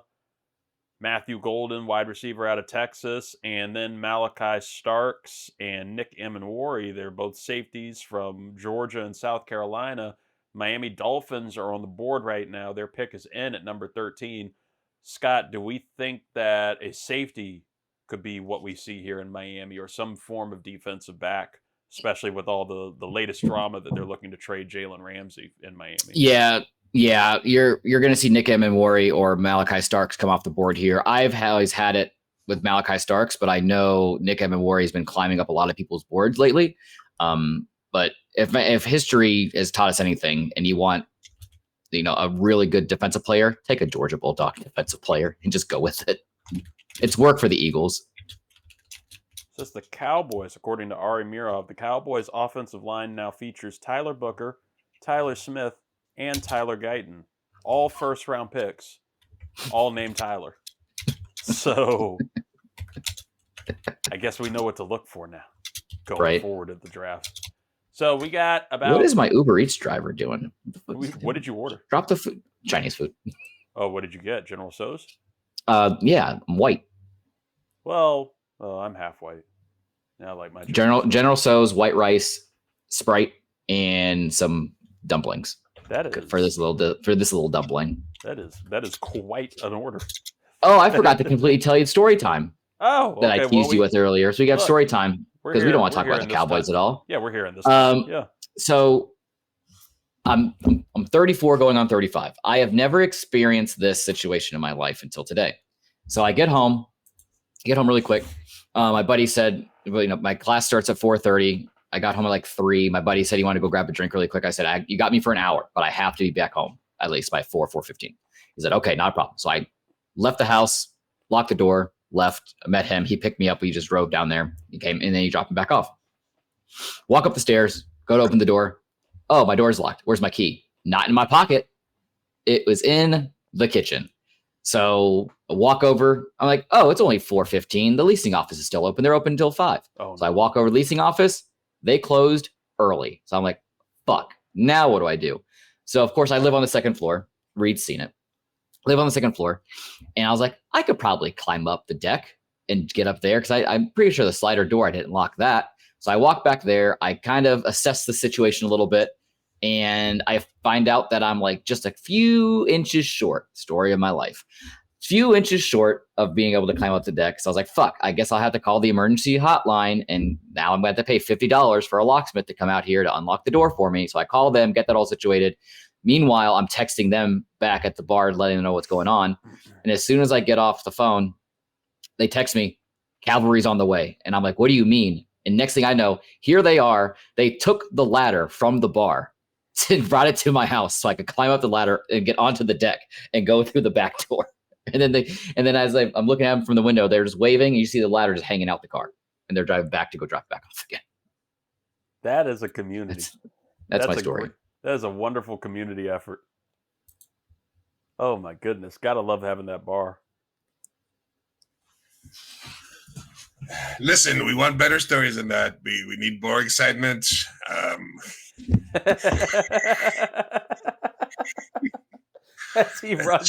As he runs to the Uber Eats. We gotta, you know what I mean? You gotta stick what you know, college boys and college girls. Just take it easy on the story time. Scott on college girls. That's a new spinoff show. As he's muted, it's probably a good thing on that topic. Oh, I say it's like Flavor of Love. Oh my God, I would love to have you on a dating reality show. Awkward. Women scare me. You know how awkward that would be? Oh, hi. How are you? Hi, my name's Scott. But all You like kids? just an all yes. It needs to be like a BET reality dating show. It's just nothing but black women and me. Just all Real Housewives contenders. All with It's just black women and Puerto Ricans. That's it, and they get me. And of course, and they're getting all catty, and they're like getting in fights like Bad Girls Club with Scott, and like I'm just sitting there like in the side. They're all just like fighting and arguing and shit. It's between that or Love on the Spectrum. We're gonna get you on one of these shows. Hey, That'd be a fun show. hey, man. Hey, we're getting to. Well, actually, I was gonna say we're getting to the Dolphins pick. The Dolphins pick is already done, and nothing too exciting here. I thought they were going to go with a defensive back. I think that was the popular projection, but they are taking defensive tackle Kenneth Grant out of Michigan. So, how do you like him, Scott? That's kind of a strange pick. I mean, you had a guy who, Pro Bowl potential for sure. High motor, occupies two blockers essentially at all times. But he kind of plays a little high. And by that, he likes to stand. Oh, look at this view that we're getting right now. Hey, buddy. Luis was reaching down and his face was like right in the camera. I'm down. He lacks a little bit of quick, lateral movement. So hopefully he can improve that. But, you got to love having a guy on the defensive front who's going to take up two blockers at all times. 6'4", 330. Just a beefcake. Okay. Meanwhile, the Colts are on the board and their pick almost immediately in at number 14 because who was somebody that was projected to the Colts and projected to be like their dream player? Tyler Warren, tight end out of Penn State, right? Nobody was expecting him really to drop to the Colts. Maybe a Colts trade up. There was a lot of those in the mocks, but now he's here right at 14. So do their dreams come true? With the 14th overall pick in the 2025 NFL Draft, the Indianapolis Colts get their dream. Tyler Warren, tight end out of Penn State. How good of a fit is this going to be? Is this going to be something very beneficial for Anthony Richardson or Daniel Jones? Hey, you can't ask for a better security blanket, especially for struggling quarterbacks. You have a tight end that's capable of, sideline to sideline, 100% effort at all times. And, there was another great number 44 tight end that used to play for the Colts a long time ago in Dallas Clark. So I still hope for Anthony Richardson's demise, but for Tyler Warren, I like the spot. Luis, how do you feel about the Colts? Do you feel any as bad as for them as I do when it comes to how that franchise has gone downhill since Andrew Luck abruptly retired during the preseason some years ago? I don't feel bad for any franchise that's had Peyton Manning and Andrew Luck as number one picks. Fuck them and everything they stand for, including the pills they took on the way there. Hell yeah. Well, that answers that. I love it. I love it. Except Marvin Harrison, who is an incredible human being, and I would never say a bad word about that man. No, just like we love Shohei Ohtani, and Shohei Ohtani has done nothing wrong. I just want to reiterate that from the start of the show. Once again, he didn't do it. That was his guy. His guy. Right. Marvin Harrison. That's his problem. Marvin Harrison and his son. We'll just throw his son in there too. Like we haven't said the whole anything. Harrison family is good with me. Hall of Famers in genuine delight, and we would never say a bad word about Marvin Harrison Sr. Now Atlanta has the chance to do the funniest goddamn thing ever right here. Quarterback. Michael Penix Jr. Jackson Dart. That would be the funniest fucking thing of all time. Shedeur Sanders. This is a perfect pick to end on, right? This is number 15. We said we were going to go 1 through 15, and Atlanta was the pick last year that completely shut us down. Just complete wild card. Same GM. Everybody's still there. Let's see what happens with Atlanta here. Luis, what do you think Atlanta should do to somewhat field a competitive team? And Scott, same question for you. What should they do and what will they do? And what could they do? I think they just keep building the defense, really. I mean, that would be my deal. Just best available defensive player. Yeah, I mean, they have very few picks this year. They have first round, second round, and they don't pick again until the fourth, and they don't pick again until the seventh. So you have very limited draft capital. You have a atrocious defense. Just spend all of it on defense. Look at all these Commanders fans celebrating for Tyler Warren. I'm gonna go Will Johnson, cornerback. Ooh. I'm gonna shout out one of the dads from the daycare, huge Atlanta fan from the ATL. He really wanted Jalen Walker. I heard that. Rise up, baby! He really wanted Jalen Walker out of Georgia. So I think that this is a perfect spot for him to take him. Don't overthink this if you're the Falcons. Just go ahead. No. And that's who I had. That's who I had in my one of my latest mock drafts was Jalen Walker. I mean, we're not going to stick around and watch and see where Shedeur goes. We're not going to see the Jackson. I mean, I'm just messing with you. I thought we'd get another quarterback at least. I thought somebody would have gone by this point, but maybe it's true, man. Maybe it's like people were like bluffing, but at the end of the day, if they didn't think it was a strong quarterback class, then we got the text from Shedeur Sanders and Jackson Dart asking us to go off the air so that big news can happen after that we're off. That's as our tradition with this network. Reverse jinx. Yes, we have to get Dang it. Sorry, Shedeur. We can go at least till the end of this Knicks Pistons game because as is tradition with with this NFL draft coverage, the NBA playoffs are happening at the same time, and just like last year, the Knicks are playing right during the draft. So, how are you feeling? How are you feeling, Luis? Now that the series has been tied up, and at the point that we're in, what is it? It's 108 to 101 with 3 minutes left for the Knicks. Yeah, I may or may not be looking for an illegal NBA stream at the time. No, you never. Never. Why would you? Look, I think, like I said before when we talked last week, I still think that they are built for the playoffs. They are used to playing shitloads of minutes. They're going to be the strongest team defensively. They're going to be the most united. The Pistons are young, and they got a couple of veterans on there. I just saw, that they're going to throw it up. But I still think it'll be a long, grueling series that we're built for. And against and then we can still match up against Cleveland or Boston pretty good. So we'll see. I'm very curious. Who else did we have? Did we have anybody else? Does anybody else play today? Cavs are taking down the Heat. That's not going to be an issue. We knew the Celtics would take out Orlando. As much as I do like Orlando.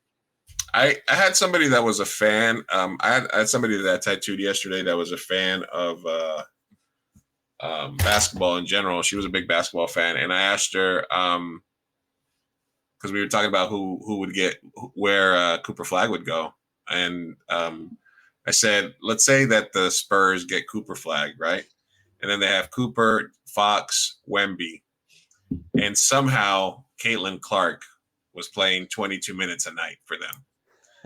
How many points would she average?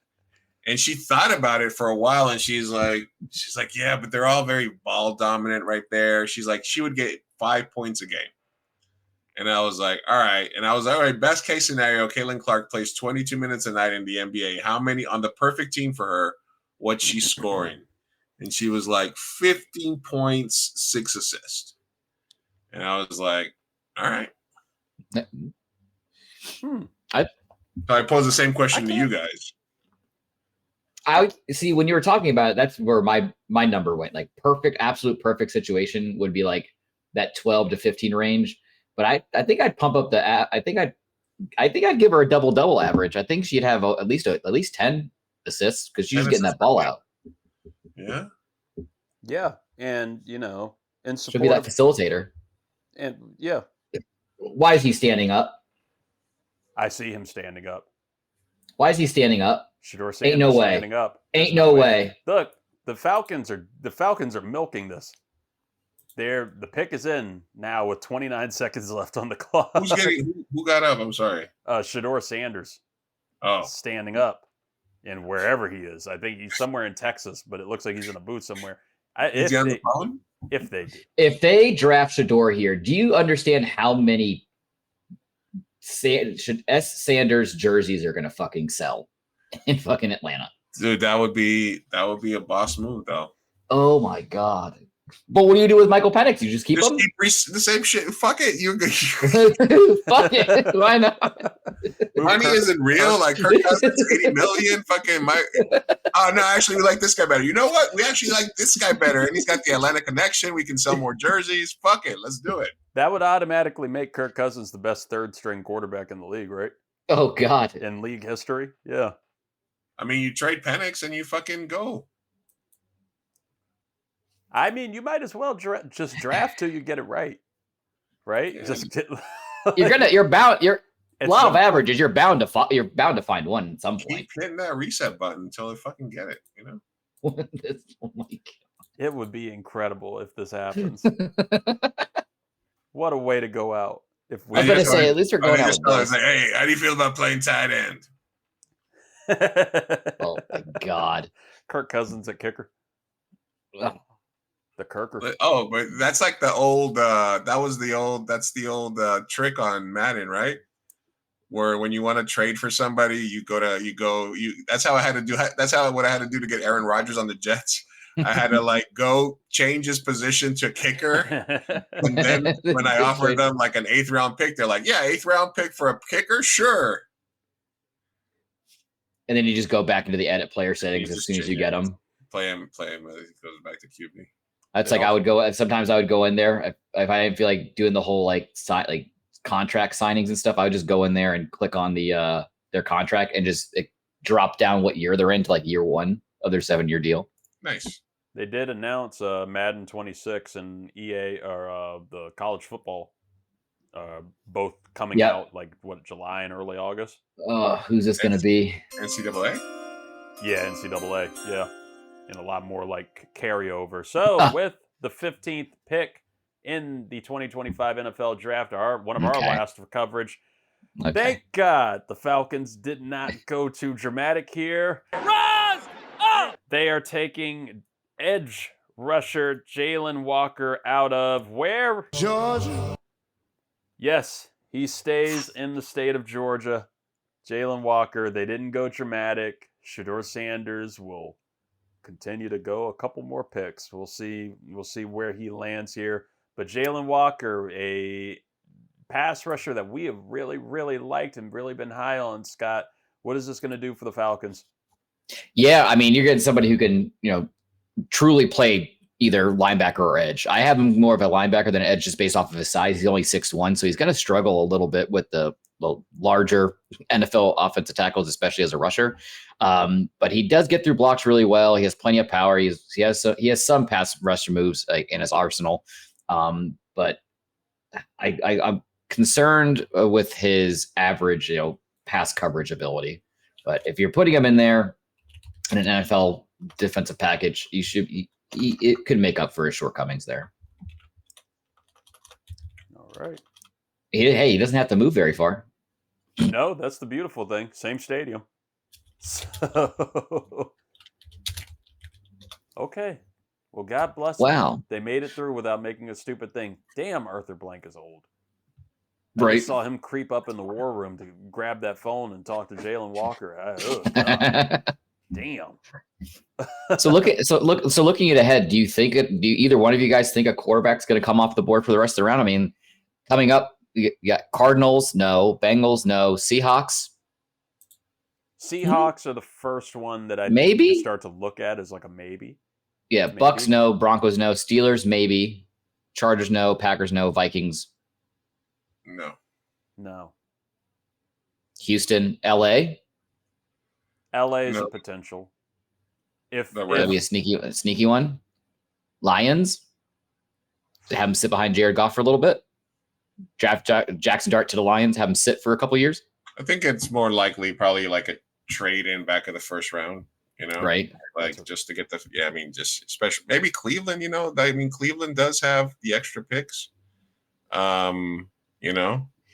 You think Howie's on the phone with Cleveland right now saying, hey, I'll let you get back get to 32nd pick. Shedeur's still sitting here. But I want to have the 2 picks in the second. There you go. I don't think. Yeah, I think that it's going to be. I think that trade with Jacksonville earlier in the night is going to be is something that we're going to be looking at a little bit closer towards the end of the night here. I wouldn't even be surprised with Washington if Adam Peters decides to trade out of 29. I think that could be a big spot for them.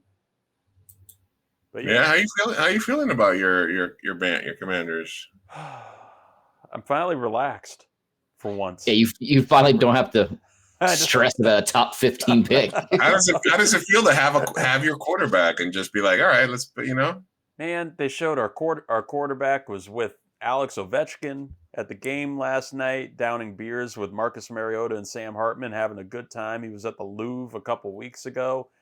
It feels so good to have that position locked down, and that's what I'm guessing Titans fans are going to be hoping for going forward, and whoever lands something a little bit later here. But yeah, it feels really nice to just not only have the quarterback locked down, but we were at a point that we're near the end of the draft and we're going to be taking, I would assume, best player available.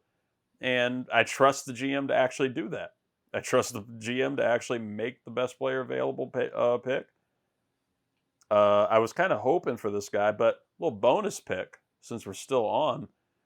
At number 16, the Arizona Cardinals are taking Ole Miss defensive tackle Walter Nolan.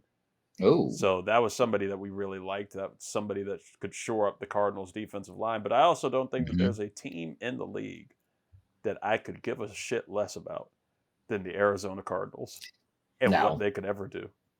I mean, from a fantasy standpoint, they got the best tight end, right? But other than that, weirdly, didn't he have the best tight end who got 2 touchdowns last year? And he's making the most money, right? It's insane. But like you said, money's not real. Money's not real. Money's not real. Money's not real, man. We're working on that Trump impression. You guys do just fine. You guys do just fine. Oh, folks, look, we are actually almost able to get to bed on time. Like, we got through picks 1 through 15 before 10 o'clock. So we got through picks 1 through 16 before 10 o'clock. So, Scott, with the rest of the draft, what should people look toward, and what are some storylines you think we're going to be talking about on the recap show coming up in a couple of days? Definitely where one of these quarterbacks go, whether it's Shedeur and Jackson Dart, or maybe it's just Jackson Dart and Shedeur falls into the second round, seeing what goes on there. I'm very interested and intrigued to see where running back Omarion Hampton from United States, the University of North Carolina. I'm very interested to see where he goes, and where are the wide receivers? Are we going to see a wide receiver not drafted in the first round? Outside of McMillan. Yeah, outside of him. Yeah, is he going to be the only one? I mean, has that ever happened before, where only one wide receiver's been taken? Will we have another tight end taken, too? Is one that I'm wondering. Will we have 3 tight ends taken in this first round? I mean, because as far as tight ends go, I mean, you got Elijah Arroyo from Miami, who's 40 years old. And then Mason Taylor, I mean, you might see a little bit of a slump there, but not as edge heavy as I thought it was going to be up to the 16th pick. We edging. Luis, final bet before we get out of here. Where are you saying that Shedeur Sanders is going to land? Since this is and Jackson Dart. Let's go both of them. Let's go Pittsburgh, and we'll go Dart to Seattle. Okay. Ooh.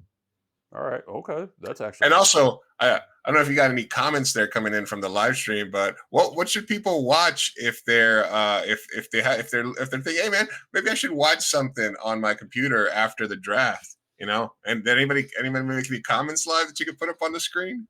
This would actually be something if you're looking for, good movie to watch, something to get on. God, what could be out there? What could be out? Scott, do you have any recommendations? Minecraft is in theaters. Yes. Chicken Jockey. Chicken Jockey. Chicken Jockey. What if you just want to stay at home and just press a button for like $3? You can pirate it. It's on YouTube probably. Honestly, I can't wait till I see my movie pirated. It's going to be a very important day for me. Here we go. Did you hear that, folks? He said his movie. Luis Martinez, tell us, What have we got online? Where are we going to find it?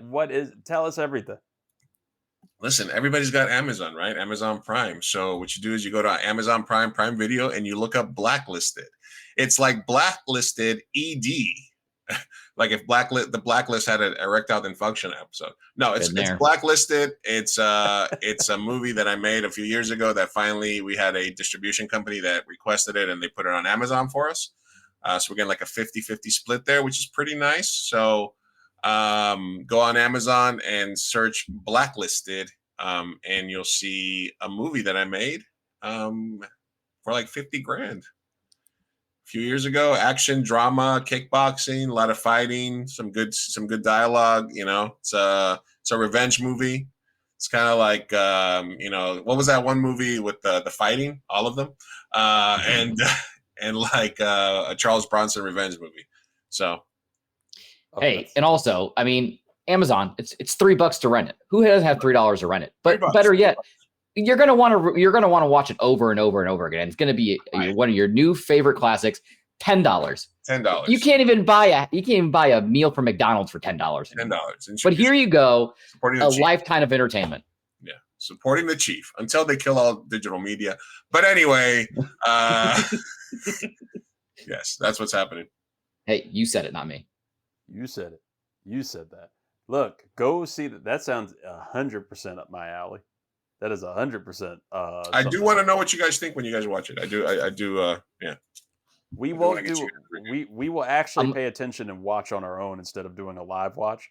But we will 100% want to review this with you. Got it.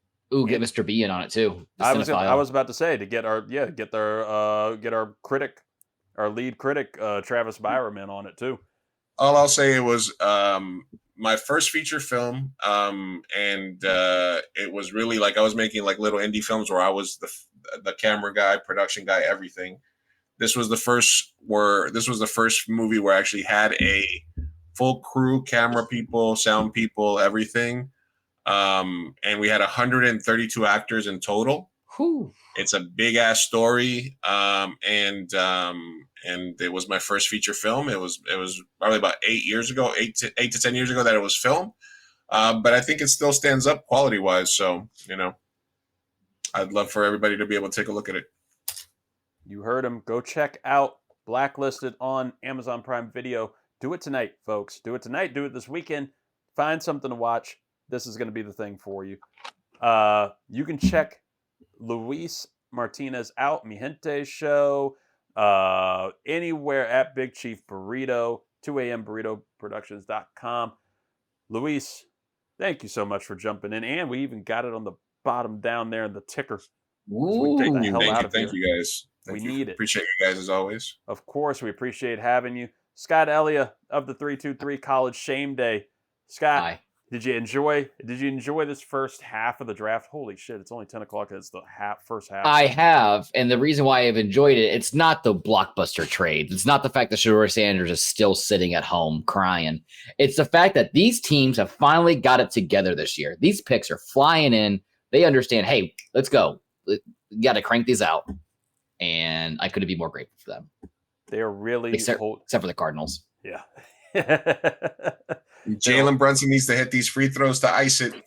That's what I've been holding out on here. We had a second left in this game, 118 to 116, New York. Jalen Rose at the Jalen Rose is he on the bench for Detroit now? Oh damn, that's something we didn't even get to bring up. Shannon Sharp. Oof. Ooh. Yeah, maybe we don't. But I already stepping back. He's stepping away from his duties at ESPN. He announced. Whoopsies. Because his lawyer, put out that $10 million settlement offer situation. So, ooh. I don't know. I don't know if he's going away fully from ESPN. Unc's got too many of them sparks in him. It's between that and somebody. we don't even need to dive in too much on Shannon. Hey, I don't know about you guys. I don't have $10 million to settle. I don't have to. Listen, if Sparks needs a new spokesperson, the 323 is willing to step in. Hey, and SA free. We'll do a show with Ocho Cinco. We could easily. Yeah. We could do nightcap. Get us. He's got time now. Get us a liquor deal, and we'll Right. do nightcap. That is a game that I want to do at some point. That's still on the table. Is guess the celebrity liquor, where we will just we will take a shot of something, and you have to tell me what celebrity's alcohol this is. Oh, now more viewers pop in right when we're scared to talk about Shannon Sharp. I don't want to talk. Get out of here. Shannon's here. Shannon is his legal team's here. We're not talking about Shannon. Stephen A is watching. Stephen A probably put this out there.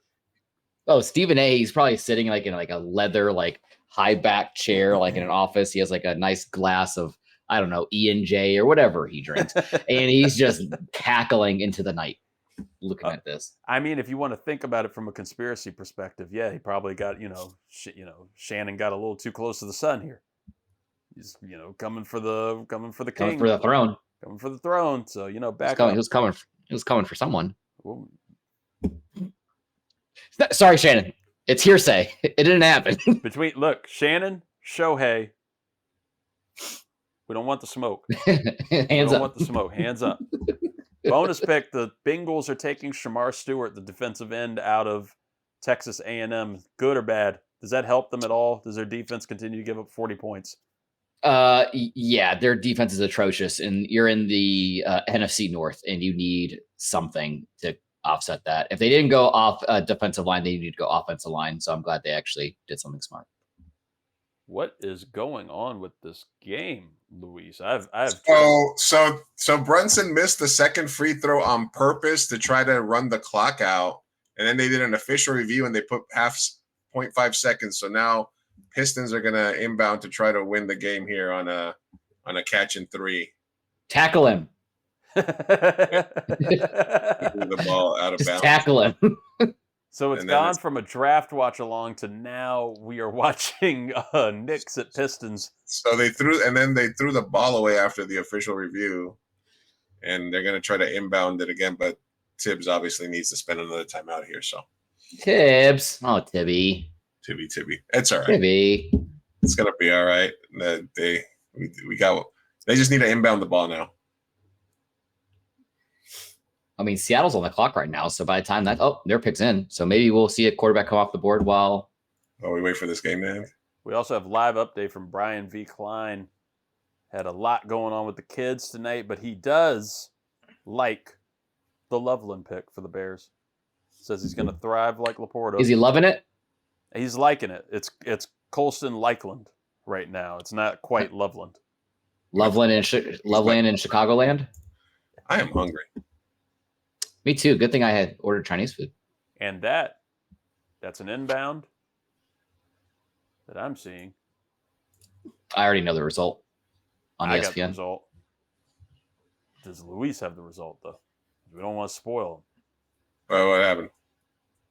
Knicks lost. Yeah, Knicks lost. Knicks lost. Whoops. No, they won. Hey! They lost. Fuck off. He turned his screen so fast. We smoking that Detroit pack. We smoking that Motown pack tonight. Don't worry. Yeah, there we go. Knicks are still on the way he turned his head so fast.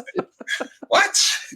Because I was looking at the score right here in front of me, and I'm like, half a second. All we need to do is inbound the ball. Here it is. Boom, the inbound, and game blouses. What's Seattle gonna do? Oh, God. Game blouses. Thank you very much. So back to normal stuff. Our final pick. We got through 18 picks on this show, folks, and we are closing you out here with the Seattle Seahawks. And no, we didn't run out of budget. We didn't run out of sound. We got those chimes for you. With the 18th overall pick in the 2025 NFL Draft, the last of our night here on the 323, the Seattle Seahawks are taking Gray Zabel, or Zabel. Okay. Guard center out of North Dakota State. That's a corn-fed O-lineman right there, Scott. What are the Seahawks getting here? Yeah, I had him going in the first, not quite nearly as high, but I had him going to the Ravens, and he was going to be there forever. So I know an offensive guard was of an area of need there in Seattle. So I I'd be excited if I was them. If I was a Seahawks fan. It's kind of a boring pick, though, right? It's not a sexy pick. Well, once you get this, that's why we usually end around 15, because then they all start to get a little. Well, and especially like the guard crop is kind of thin. So like if they wanted to address it this year in the draft, they needed to make that pick. You could have gotten Donovan Jackson out of like Ohio State, but I have a little bit more concern with him. He is a better pass blocker, but I like the Gray Zabel shout. I always feel bad for the O-line highlight packages during the draft where you just barely see them and it becomes more of a highlight reel for, for some running whoever back they're or playing. Receiver. Yeah. But all you're seeing is that exact perfect impression that Scott just had as hands and back. Hands and back. Pass pro. Look at that pass pro. Look at that. Oh, look at him. You know what I tried to do today? I tried to buy myself some old school Timberlands. Because this young kid came into the shop the other day and he was wearing Timberlands, and I was like, "Fuck, I was like, wait, young people are wearing Timberlands." He's like, "Yeah, man." He's like, and I was like, "Fuck, I haven't worn Timberlands in so long." And the last pair of Timberlands I had, my dog ate. Oh. So I tried. They were $170 though. And I was like, and I put them on and I was like, I don't know if I can pull them off anymore, man. I was like, I'm going to stand out like a sore thumb, but I got some different Tims instead though, because they were like a little too bulky. I was like, I can't drive in these. I can't tattoo in these. Are they the OG like tan Tims, or you get some black Tims? the OG butterscotch, the OG, like the original Timberlands, that's kind of what I wanted, because I was like, I'm going to treat myself for my birthday. I'm going to buy myself. Treat yourself. Fine leather goods. So that's not copyrighted, right? No, it's fine. So, but instead I just got some of their like more like different type shoes and shit. I was like, all right, it's more my style. I'm getting old. Get some stompers. That's what I need. Some shit kickers. Yeah, get like me, man. Get these Walmart running sneakers. It's the best way to go around. Slip right in. No issue. Now has Scott made the New Balance transition yet, or are you still? I have New Balances. You're still fighting. Okay. When did you get New Balances? What year? What age did they sort of appear in your closet? Yeah, did you buy them or did they just appear? Well, actually, when you go to the hospital and you have your child, they actually like that's in your go bag, and here you go, sir. When you turn 30 and you're a white dude, they show up at your door with a package. Like, right. Yeah, I thought it was something like you could be like wearing like any kind of shoe, like some Air Maxes when you're 30. It just turns into a New Balance. It's like Animorphs, like during the 90s, the same animation. When you walk out of the store, you're like, "Ooh, I got my new Air Maxes." You just wake up with them on. You just wake up with them on one day. That's all. Pair of khakis and a Bud Light. Hey, easy. Yeah. Shane Gillis on your playlist? Always. Joe Rogan podcast all day, man. Trying to get this Tampa Bay pick in for you, Scott, but they're not doing anything. They're one of these ones that are taking their time. But now on ESPN, it just says the clock is stopped at 4:55. Yeah, it shows on my ESPN that the pick is in, but I'm also currently watching a Panera Bread commercial. Do we like Panera Bread?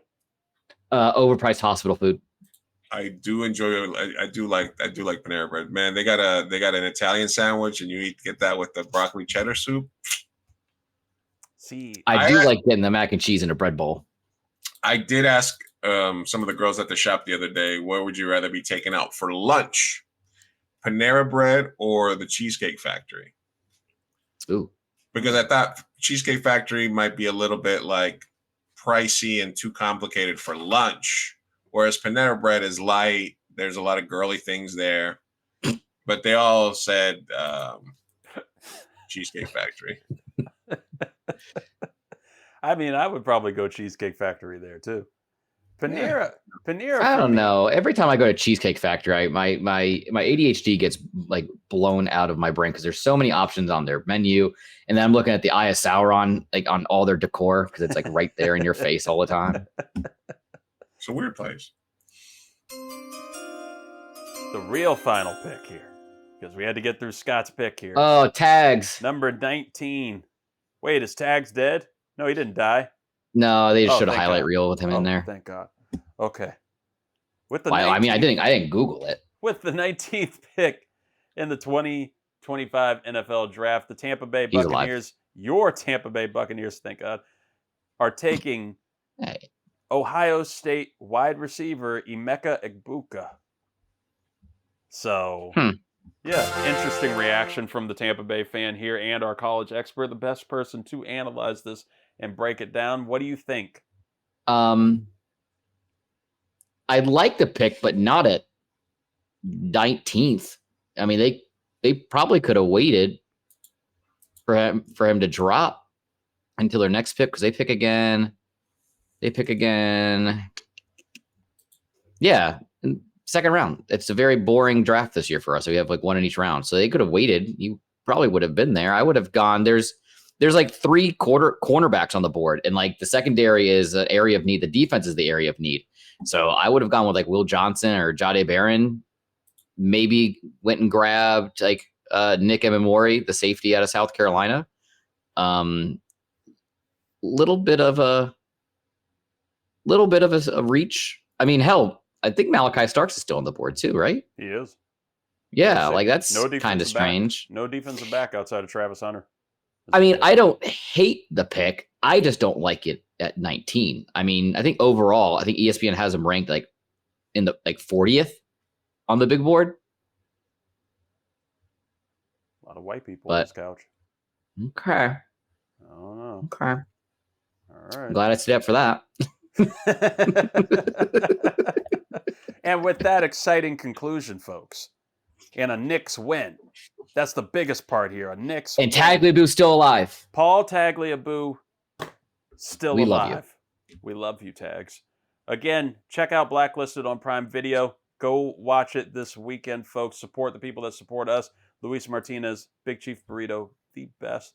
And Scott Ellia of the 323 College Shame Day, our incredible draft analyst. Thank you so much for the breakdowns tonight and the expertise going into all of this and all of this, this whole free agency, OTA shit, whatever we're in. We can finally relax, folks. But you can still follow us at 323 Reid, at 323 REID, or at 323 College Shame Day. Support us on Patreon at 323 Reid, or Venmo Reid 323. Whatever you want to do. The money gets there no matter what. Support us. Give us love. We thank you for everything that you already do. Thank you for watching. Thank you for listening as you're listening tomorrow. We will talk to you later with plenty more sports. We will talk to you with a lot of potlucks. We're getting back to the potlucks now that we're, football frenzy's a little died down. Baseball's cooling in.